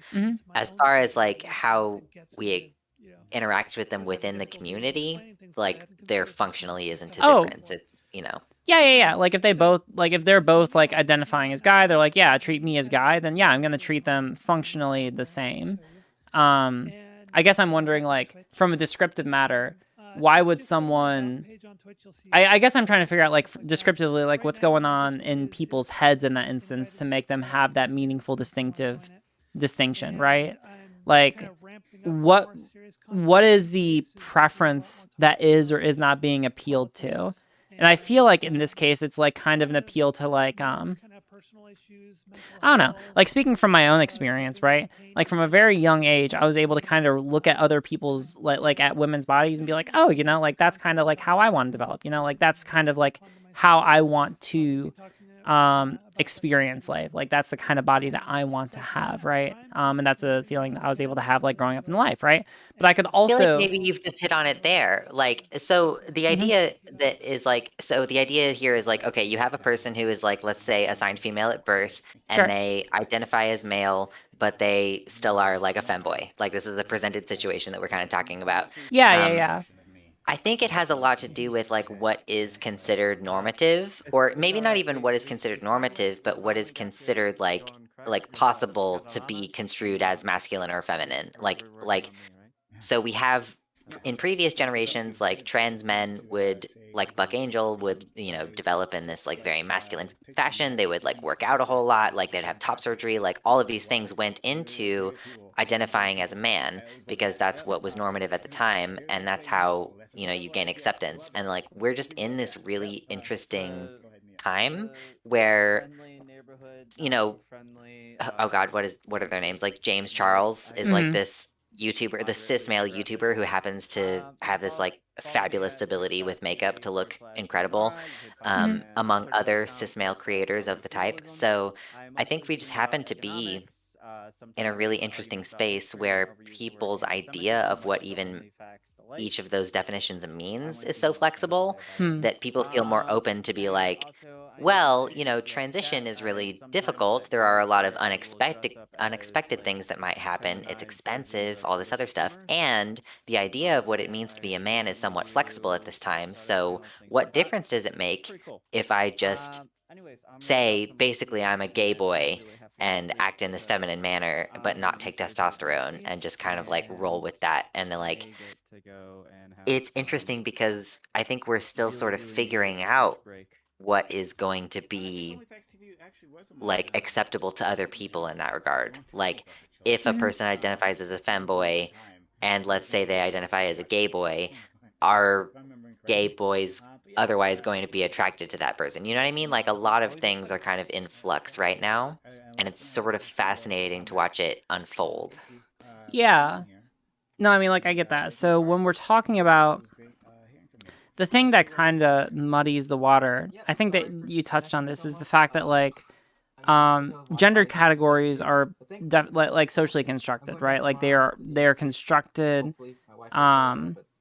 largely by like how our society groups together certain kinds of like expressions, right? Expressions, actions, so on and so forth. And so it's interesting because, like, I don't know, I'm only going to use this language here only a little bit, and I'm going to heavily caveat it because I used it before and people misinterpreted what I was trying to say. So when we make an appeal to like how the average reasonable person like thinks of gender, right? Or a gendered role or a gender category or so on. Usually that's making an appeal to how most people in society understand a certain thing at a certain time in a certain cultural context, right? And that can change over time, and it can broaden or shrink or whatever, depending on how people in society push it.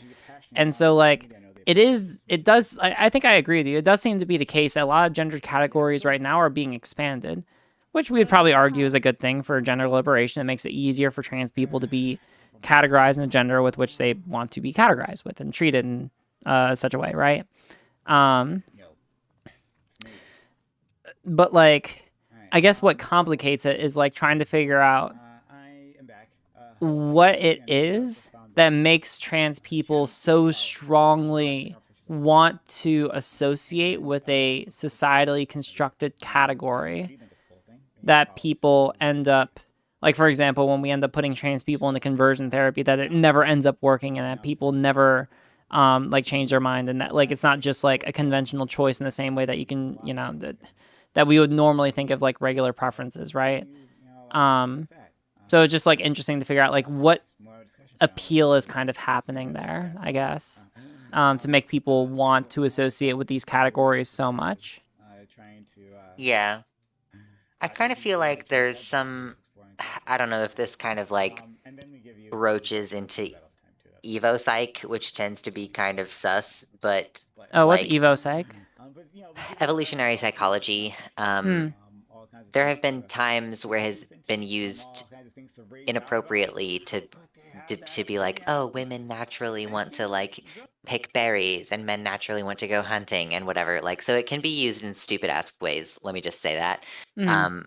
But my conception here is that human beings develop and like we have this like sex distinction. So there are like naturally some roles that tend to fall into like, okay, so like if you literally just gave birth and you're the one who's producing breast milk, you are the one who's breastfeeding and home with that baby. Like Mhm. objectively, that is happening. And that's true in other ape species as well. Like just I'm saying like evolutionarily speaking, since way back in the day. Um, and it's entirely possible that they've developed like a psychosocial role and like something even present in the brain that gave you an indication toward different roles. And like we all obviously know also that homosexuality is totally normal across different animal species. And there is a possible evolutionary purpose of that where you would necessarily have abandoned children, like if the parents died or whatever, having these like caretaking roles for the good of the group because so many different animals have developed with this social instinct. You know, we become lonely because it's a social necessity for us to be around other people. Like it's a health necessity. It can shorten your lifespan if you don't have enough social connection. Um, Mhm. so basically, like it's entirely possible that we developed a deep, like neurological connection of some kind that like obviously has a variation of different ways that it can present.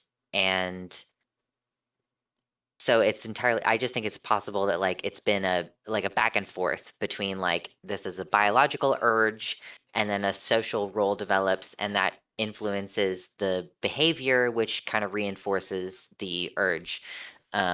And that Mhm. just kind of goes back and forth to the point where like to the same extent that babies smile when they're happy and cry when they're upset, regardless of where they're born across the world, that like gender also can have this sort of intrinsic thing that influences your like notions of behavior towards what we tend to classify as masculine or feminine behaviors. You know what I mean?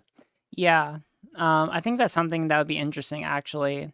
Maybe this is something I need for this video. Is to look at like how gendered categories have developed across different cultures around the world. Because my understanding, and you can correct me if you have a different understanding of this, my understanding is that like for the like with variation, right? Like with meaningful variation, we tend to observe that like broadly speaking, we have observed the formation of like masculine and feminine genders in every society across the world, for the most part, right? And so it seems like, and this can be like meaningfully distinguishable. I'm sorry, Pixie. I'm actually stealing this from our conversation earlier, so I'm presenting this as if it's my idea, but you can feel free to steal it back later because I know this is yours. Even though, like, with like that's meaningfully distinguishable from something like race, where race has had a large variety of expression and manifestation across cultures around the world. Something like gender has been pretty similar in a lot of respects, right? So maybe it's good to make kind of an appeal to there to be like, listen, you know, like while it's not going to be the exact same for everyone, and that's not and it's certainly not going to be the exact same for everyone, and we're not saying it's binary because we've also been able to observe in plenty of cultures that there's been ways for gender to be able to manifest in non-binary fashion. That we can kind of observe that people have certain predispositions towards certain kind of social roles and behaviors, irrespective of like time and culture. That can change over time, but like usually people are operating from like the same the roughly the same starting point, if that makes sense. Does that track with your understanding? I'm gonna be honest, I have ADHD and I kind of got lost halfway through what you were saying. Oh, I'm sorry. So sorry. No, you're totally fine. Basically, like there are societies around the world that while we have like very different understandings of race, we have very similar understandings of gender and there's probably something meaningful there that we're able to appeal to, kind of along the lines of what you're saying, that like it seems to be the case that like there's more evidence of kind of like psychological predisposition towards certain kinds of social roles in respects to gender, since we've observed it in very different places and contexts across the world. Right.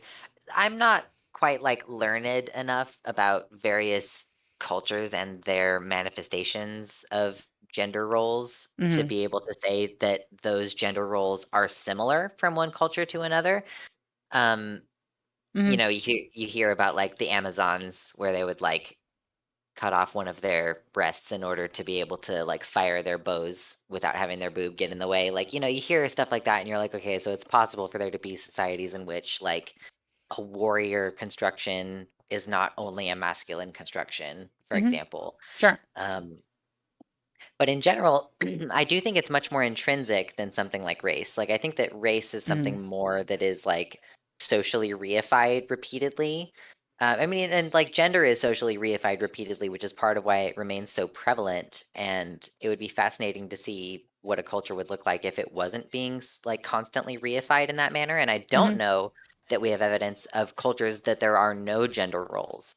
There may be, and I will not say that I know definitely that there are not, just as much as I don't know what the different gender roles are in different cultures that like don't have as much historical representation in like my learning.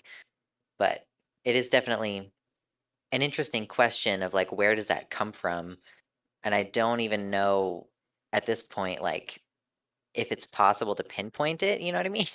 Yeah. Well, I mean, like, I think that, like, so going back to this very handy Venn diagram that I did with my community earlier, I feel like what would happen, and I get, like, yeah, this is just, we're just drawing inferences here, so, like, yeah, we don't have it, as far as I'm aware, I agree that we probably don't have any, like, hard examples of this to go on, because, like, it's, a lot of societies are very predisposed to creating gender roles.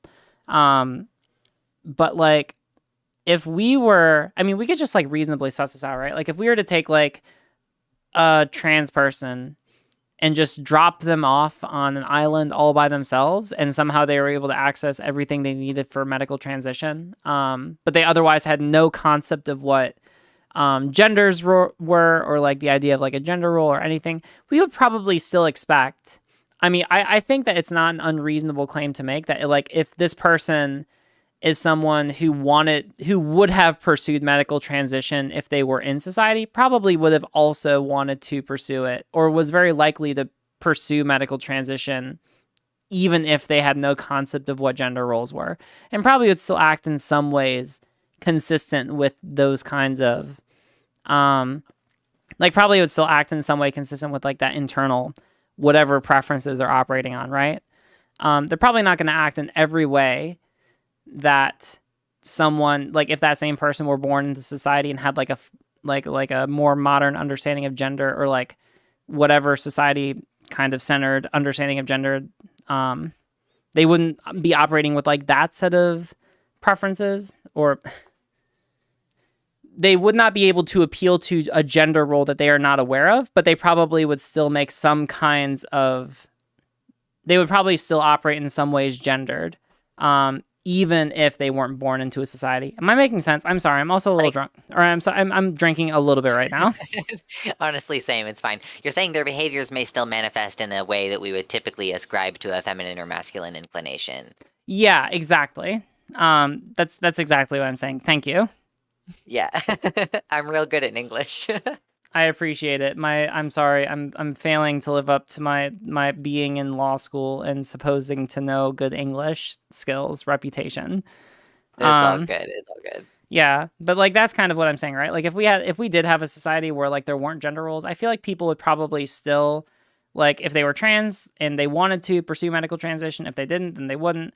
And probably would still act in ways that we might in our society consider to be gendered, but to them it would probably just be like regular ass behavior, and you know, like in the same way that like there was a time when video games were kind of just gender neutral until there was like a really decisive marketing scheme to like specifically push video games towards guys. And I always wonder what would have happened if history just like left it alone, you know, and left gaming to be just like a gender neutral trait, you know? Because then it's like this idea of like being a gamer, while in a lot of ways tends to be more masculine in society, and that is changing, right? But it's like, you know, I feel like a lot of, if we didn't have gender roles in the way that we thought of them now, a lot of things would become similar to that, where it's just like, oh, you know, it's just a quality that you have, you know, it doesn't really have any connotation attached to it. Yeah, I totally agree.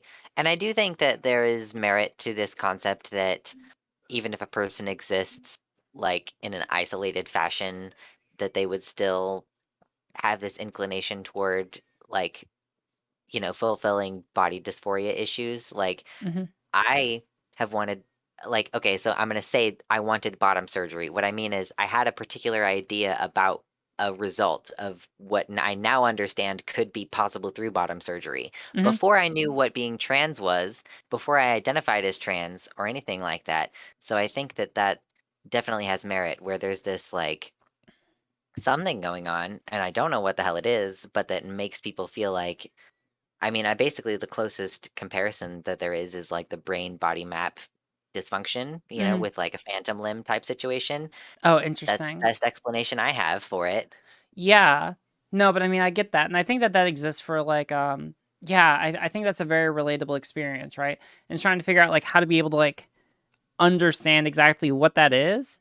And to an extent, like what causes that, right? Because like, this isn't just like a one-off, just you individually experiencing that sort of phenomenon, right? Like this is like an entire category of people, you know, which suggests that it's not something which is like individual to you or to me, but is like something which is representative of like an entire, like, which is more, which seems to be something more akin to like a trait, you know, in the way that we generally talk about gender to be. Yeah. Yeah, I don't know. But I think that the problem is that, like, I think I'll be able to put out a video kind of describe, like, super duper summarizing a lot of these concepts, but, like, it sucks because, and I'll have to read, I don't know, I'll read more on, like, the gender theory surrounding this. I was reading a little bit with chat before you shut up. But it just seems like this is still something that is, like, evolving in the literature. One really good piece of, have you read, like, Pixie showed me this. Julia Serrano's Whipping Girl. I don't think I have.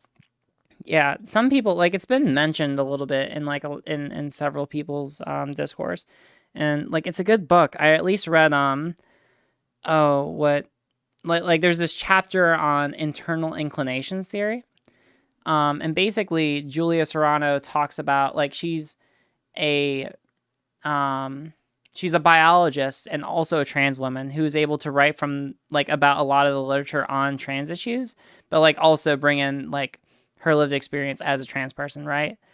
And so it's interesting because like basically she talks about this idea of internal inclinations, like looking at this idea that we have like this underlying set of preferences that are so strong that if not satisfied, they'll cause like some kind of discomfort or harm to us. And that's like a big motivation for why trans people pursue a lot of the things that they do. But yeah, it's interesting. Oh, and Pixie said that she'll send it to you if you want to, but yeah, it's a good read. I'll probably read over it again with my chat. Yeah, it seems like something that would definitely be interesting. And it's not too far off from, I think, basically what both of us have officially published before as our opinion. As like, even the inclination itself is something that is happening in your brain. Therefore, it has some kind of biological source, even if we can't pinpoint what that is. Right. And I mean, like, I say the hottest take. I really don't like something I've been thinking a lot more about lately is just this idea of exactly like what a preference is, right? Because like when we think about preferences, I think that a lot of people hear me say the word preference and they think like, oh, Riley, you're talking about a preference. That's something that you choose. But I don't think that most of us actually choose our preferences per se. I think that they can be formed over life and they think that there are things that you can do to be able to influence them. But like the example that I like to use is when you have a bite of ice cream that you've never had before, it's not like you choose whether or not you like that ice cream or not, you know? It's like you take a bite, there's something that happens on the way from your taste buds up to your noggin. And then it tells you, you get a signal in your head that's like, all right, I like this thing or I don't, you know? It's not like you choose. Like if you just got like shit flavored ice cream, like actually unironically, you just went somewhere and there's like, yeah, I don't know why we made this, but we decided to make shit flavored ice cream. Like I imagine that you couldn't just choose to like that even if you wanted to, you know? Now we can choose to act on our inclinations. Like if you really want to, you can keep eating that shit flavored ice cream, you know? Like you can if you want to. You have that free will to do so, but you probably won't like it, you know? And so I think that like we can probably extend a lot of similar things to gender where it's like, you know, you can like there are some things that that like there are some predispositions that we probably all have in respect to certain things which are stereotypically gendered that you can do or not do to appeal to preferences you have. And it seems to be the case that with gender, there just sometimes are preferences, not all the time, but sometimes our preferences are just so strong that if they're not satisfied, they'll wreak havoc on your life, right? Like what's a comparable example? I don't know. I remember, I'm sorry, I'm also kind of like going on a little bit. You can stop me whenever you want to. That's okay. I mean, I find it to be fairly similar to the experience of like discovering that I really, really, really want a tattoo. And I'm like, oh, that tattoo, like, I mean, you posted this like as a hypothetical. I'm saying it unironically. Like I had an idea for a tattoo in like November and was like, oh, I need that. And like I was considering where to put it. And like that's part of how I figure out that I'm sure that I want a tattoo is like I think of it already as being like, if I look at this part of my body, there will be a tattoo there. I'm trying to envision what it'll be like on a daily basis to live with this thing. And then it becomes an issue of like, I've been envisioning this as part of my body and it's still not. And I'm getting antsy as we approach the date that we get the tattoo actually put on me, if that makes any sense. So like, I guess sort of similar. It's just like as a non-gender related example. It is. Now I think that there's a lot of people who can like I don't know, like when we get into like this kind of framing, I think it brings with it a lot of other questions that are worth resolving. And some people might approach this kind of framing in bad faith, be like, "Oh, Riley, you're saying that we need to have protected classes for like ice cream flavors," and I would say probably not. But then we have to get into other questions about like, all right, so then why do we like acknowledge certain preferences as like more like at what point does like an internal preference or like a set of preferences become like so strong that we would consider them an intrinsic trait or quality, you know? One line that is possible, I'm not saying that like this is the one that I'm owning or that I think is like the best one, but one possible one is basically saying that like when you have a preference that's so strong that people will begin killing themselves if they aren't satisfied, then we probably want to acknowledge that as an intrinsic quality. I can't think of a better one right now, but that's one that people could go with. So like that's the reason why like in the hypothetical I posted, I specifically made it like, all right, let's say that someone wants to get like a skull tattoo. And if they don't get it, then they're going to kill themselves over it, you know? Do we want it covered by healthcare? I think the answer is probably yeah, you know? Like, fuck, you know? Like if the goal of healthcare, and I'll probably advocate that this is the goal of healthcare, is to like to maximize the well-being of people in your healthcare system. Then it makes sense to like prioritize people who like need that in order to live, even if it's something like a skull tattoo, if it's in fact going to demonstrably show to like increase their livelihood. This is also probably the reason that why I think I'm fine with literally anyone getting like gender affirming care if they want to, but I think that we probably want to make room so that the people who like have, I don't know if we want to call this a higher need, people who feel like much stronger about having it, to the point where they might start like harming themselves or killing themselves if they aren't able to get it, to make sure that they're able to at least get it first before other people are, assuming there's limited supply. I guess in like a future where there's unlimited amounts of gender affirming care, then I guess it doesn't matter at that point. It depends on where you live, definitely. I think that it's fair to say, I mean, even like, let's say if a new patient were to try to get treatment at the place where I get therapy from, there would be an intake assessment. And if they were suicidal or were conducting self-harm, they would be prioritized and would get into therapy quicker than someone who didn't have those characteristics. And so like I think it's totally reasonable to say like someone who has extreme dysphoria maybe could get in for surgery a little bit earlier than someone who is like, this would make my life better. Like more generally, I'm not suffering now, but this could generally make my life better. So I think you and I basically are in agreement about this. Like anybody who wants access to it should have access to it. Frankly, I don't think it's bad to try it for like a month or two to see if it has a positive impact on your life.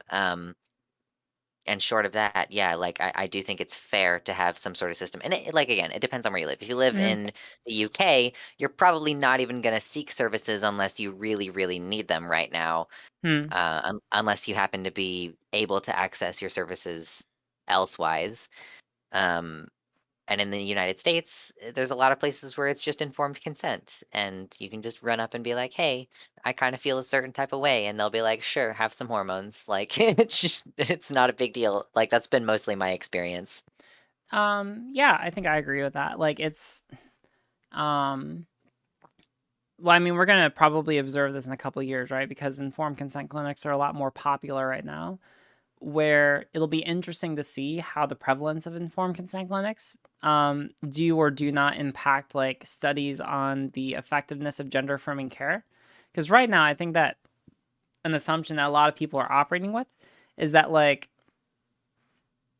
well, it seems to be the case in the literature that because there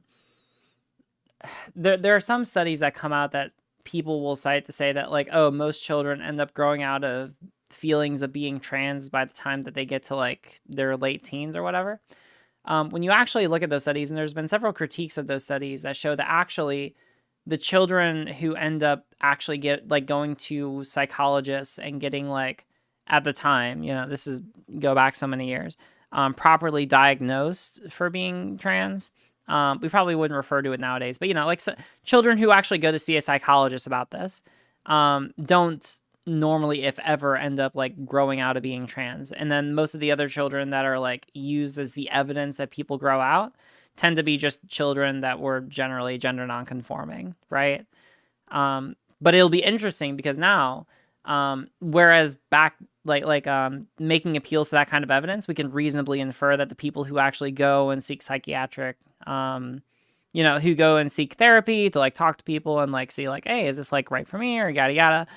Those are the people who usually like we're thinking about when we give gender affirming care to. So it'll be interesting when we have other people, when we broaden that category to see if otherwise the effectiveness of gender affirming care will stay constant, or if like when we broaden that categorization that we end up see more people who end up detransitioning or regretting what they do, I had an understanding that like this statistic that people keep pulling up of like, oh, this number of children, I cannot remember the specific word for it, but this number of children are not consistent with their gender identity. Like, is what it actually is like of the total number of children who were seen at like a gender clinic, like a certain percentage of them technically disaffected in the sense that like they were being seen for some questioning thoughts, and the system was working as intended in that it weeded out the children who were just gender nonconforming, as opposed to like, so technically the 80% defection rate is actually just like of all of the children who were seen for potential issues, 80% of them turned out to not need services, and 20% or so turned out to actually need like gender confirmation services. Interesting. That's kind of my understanding of how that statistic has gotten waffled about. Okay. Interesting. So yeah. Yeah. But no, I mean, like, I think I'm generally like, I don't know, in the same way that like, if people want to pursue like a tattoo, which is by every means like a permanent body altering procedure, as long as they're like of the age where they're able to understand and give informed consent, then, yeah, like, sure, go for it. I don't think that I immediately have any firm reasons why someone shouldn't be able to like access that kind of gender affirming care. So yeah.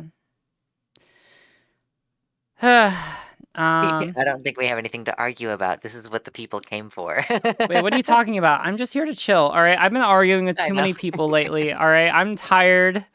I've been through a battery of harassment, and I just want to read the theory. I just want to read theory, but actually, and not like a lot of tankies online want to tell me that I should, even though none of them probably have actually read the theory that they're telling me to read. You know? Yeah, totally. Yeah, it's just, but I don't know. But like tonight's been like a cool convo about this. I mean, like, our conversation in particular, but also like, I feel like this is decent, like a decent start for kind of like clarifying some of these, because I feel like, at least with insofar as like what we talk about with gender, I feel like we're probably mainly talking about like these kinds of preferences, right? A similar kind of conversation is like trying to get into like the terms of what is sexuality. Because, like, very similarly with how I'm looking at gender in terms of, like, groups of preferences that society tends to lump together, I also am starting to look at sexuality very similarly. Because usually when people say that, for example, like, when you have, like, women say that they're straight, that doesn't normally mean that they're just attracted to a guy with, like, people with penises. Right? Like that's not like the thing that they're normally talking about, right? Because not every woman isn't just attracted to every single person with a penis, right? Like there's something more that is always being appealed to. And also like, I don't know, there might be some women who actually like, they would by every reasonable measure identify as and be seen as straight in society. But maybe they end up actually not caring about what's down there as much, you know, if they're with like a certain kind of person who otherwise is like appealing to all of their other kinds of sexual interests, right? Like we could probably conceive that like there are some women where it's like they care about what's down there most of the time, but not always. There's some women who care about like very hairy people, but not always. There are some women who care about big muscles, but not always. There are some women who care about having someone taller than them, but not always. You know, like we could go down the entire battery of generally like what like straight women look for sexually in other people, but like it's not going to be a one size fit all, right? So it's like when we're talking about like straightness or any kind of sexuality, I feel like a lot of people are like implying a lot more than usually what they end up overtly talking about, if that makes sense. In the same way that we're talking about, like, usually gender kind of implies a lot more about like preferences and what you prefer to do and how you prefer society to treat you than usually we talk about. And you know, let's say like another assumption is like, the assumption about a straight woman is that let's say she's not into pegging, and like you introduce that and it suddenly like queers the idea of a straight woman where like she only has sex with men but she does like to peg them, you know, like it gets really fuzzy, like for the most innocuous of reasons. Yeah, you that's even get weird. guys who are like, oh, if you let her play with your nipples that makes you gay. Like you're having sex with a woman, you're letting her play with your nipples, but that's gay? I guess so. Yeah, that's so fucking weird. Like, why? I think that a big part, like, I will be the one to say this, like, I think a big part of that is, like, guys who are, like, very overprotective of, like, their sexuality because they're worried about seeing, like that goes back to a lot of toxic masculinity, right? Because, like, I know a lot of guys, I'll go back to the Hobbs example, because I know he wouldn't give a fuck if I used him right now. Like, I have a friend who's named Hobbs, who's just like one of the most healthy masculine guys ever, and he'll do everything in the bedroom. He's like, yeah, let's try all of it, you know? But like obviously he does it with his like with his girlfriend, and like they have lots of fun, but like, you know, he's just having sex with girl, you know? It's just, who gives a fuck what they try as long as it feels good and they're able to have fun with it, you know? Like it's really weird to me when people like feel, I don't know, like I guess I won't like project like I don't want to be like prescriptive about it, right? But I do think a lot of those kinds of reactions come from people like being afraid of being labeled as like, oh, or being seen in any kind of remotely feminine light, you know? Yeah, definitely. And your discussion of like sexual orientation as like and being very similar to like gender orientation as like this concept, like it's kind of reminded me of a video that I made a long time ago actually that was about, have you ever heard someone use the term sexual identity when they're referring to what you and I would probably more commonly call gender identity? No, I haven't.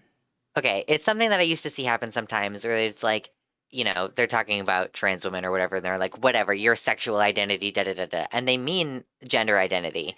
And I had this thought a while ago that was like, basically, like sexual identity could have a purpose in as a term in describing like how a person wants to express their gender sexually, because I personally have found that like for the most part when I'm out in society, I don't want to be perceived in a very feminine manner, but like in other contexts I'm more okay with like and even enjoying like a feminine whatever, being Oh, non-binary is very interesting. complicated and weird. Yeah, so like Mm-hmm. and this I guess sort of plays into like the autogynephilia theory where it's like, okay, obviously women would want to be like it's like ContraPoints like Natalie's video where it's like obviously a woman would want to interact sexually as a woman. It makes sense. It's not like a fetish, it's just something that makes sense. Um so I've just thought of that as like yet another angle on that like sexual orientation can be intrinsic and influenced and yeah, I don't know, like it's just like a fuzzy interaction between those two different things. Interesting. I could definitely, I mean, like, I could understand that, you know, there's a different way that people, I think generally, this isn't always the case. There's some people who act in society in the exact way that you would expect them to interact in the bedroom. That is certain, yeah, like that is certainly the case. But we could also imagine instances where that's not always the case, you know? So yeah, that is interesting. A lot of CEOs are into being dominated. That is true. That's very interesting. I want to read literature on this. All right. I just happen to have known some sex workers who have remarked upon this, like men in powerful positions like to be dominated sexually, apparently. Yeah, I mean, like, that could probably make sense. I don't know, just to like do, all right, whatever. We're gonna do a little bit of armchair psychology, but people probably won't care here because of who we're talking about. So like, and it's fine. Yeah. It's like when you have people who are constantly in positions of power, because usually, like, I think that there's one theory about like being sexually turned on by certain things that has to do with like people might be turned on by things that are considered like normally to be taboo or unattainable for them. Yeah, like it's not okay, and that's what makes it risque. Yeah, exactly. So like for CEOs or people who are constantly in positions of power, the idea that like, oh, I'm being dominated when you're basically a person that can never be dominated or is supposed to never be dominated, because that's generally like a bad thing in your specific line of work. Then like that can make it like very sexually appealing. So like if I had to take a guess, that's probably why. It's also probably a big reason why whenever the RNC goes into certain towns, I'm pretty sure this came out. I'm pretty sure this was a statistic that like Grindr put out, that like whenever there's an RNC convention in a particular town, Grindr gets like a massive boost in the amount of usage it gets there. Because I imagine that's really funny. Yeah, it's incredibly funny. But I imagine, yeah, for a lot of people who are more conservative or Republican, you know, constantly shitting on gay people probably is going to cause at least a non-zero amount of you to become more interested in being the gay, you know? Weird how that happens. It's good stuff. Yeah. Anyway, all right. I don't know. If you want to come by tomorrow, I'm going to probably like actually start writing the script on this, because I feel like, oh, wait, hold on. Let's take a look at what Surus sent me. Actually, this might be interesting. Let's because Surus had a conversation in his let's see. In a server. My computer is being super slow right now, and I have no idea why. Wait, an error occurred while loading this image. That's never good. Yeah, I know. That is very much not good. Oh my god. I just have to say real quick, Surus, it's really funny that like I became familiar with you because I dipped my toes back into the atheist community a couple years ago, and now I'm like mostly seeing you in my leftist spaces. That's pretty cool. Is your computer still being terrible?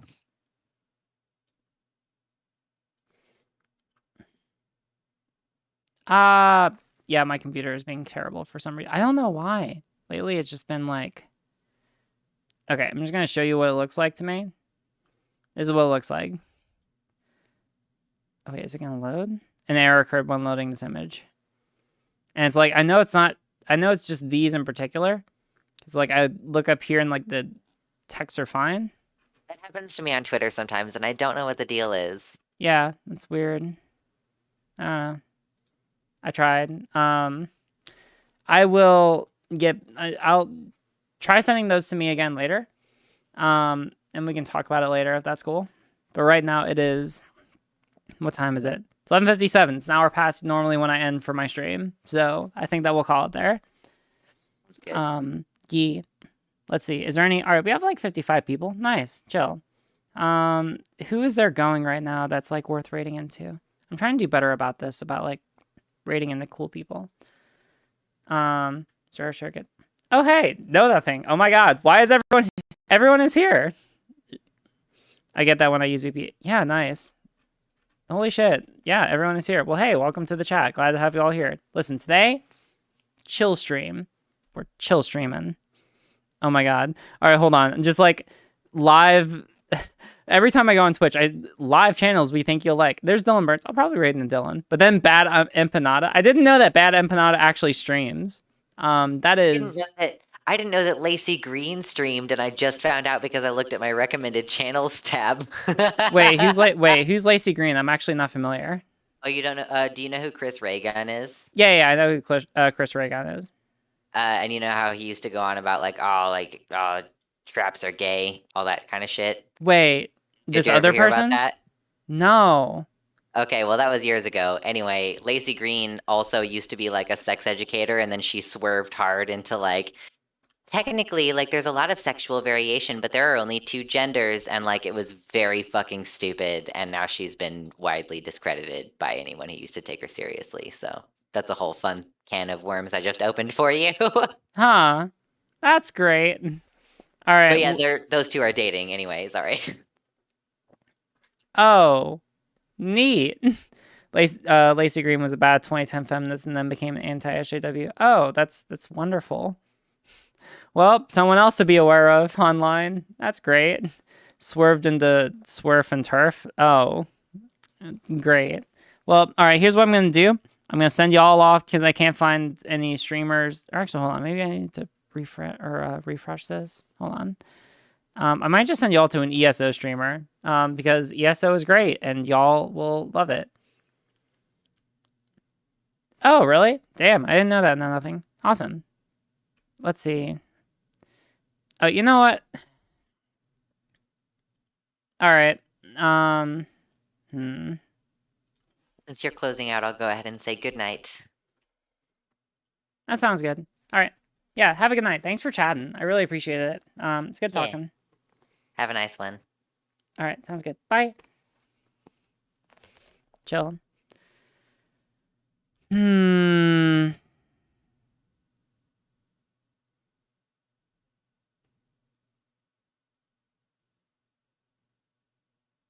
Yeah, Lux is super cool.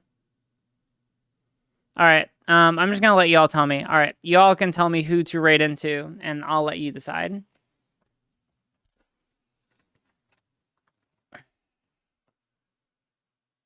Oh, shit. If you're looking for ESO streamers. I see pride flags. Riley, when you're less tired, try checking those DMs on mobile, maybe? Oh, sure. Yeah. Here. The Sapphic Sijic.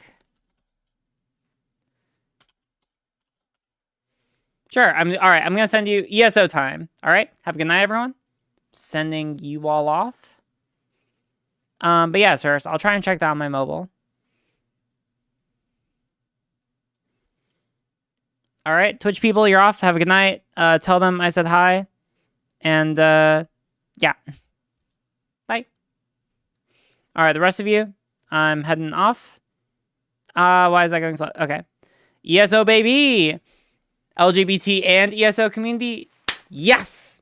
The best combination.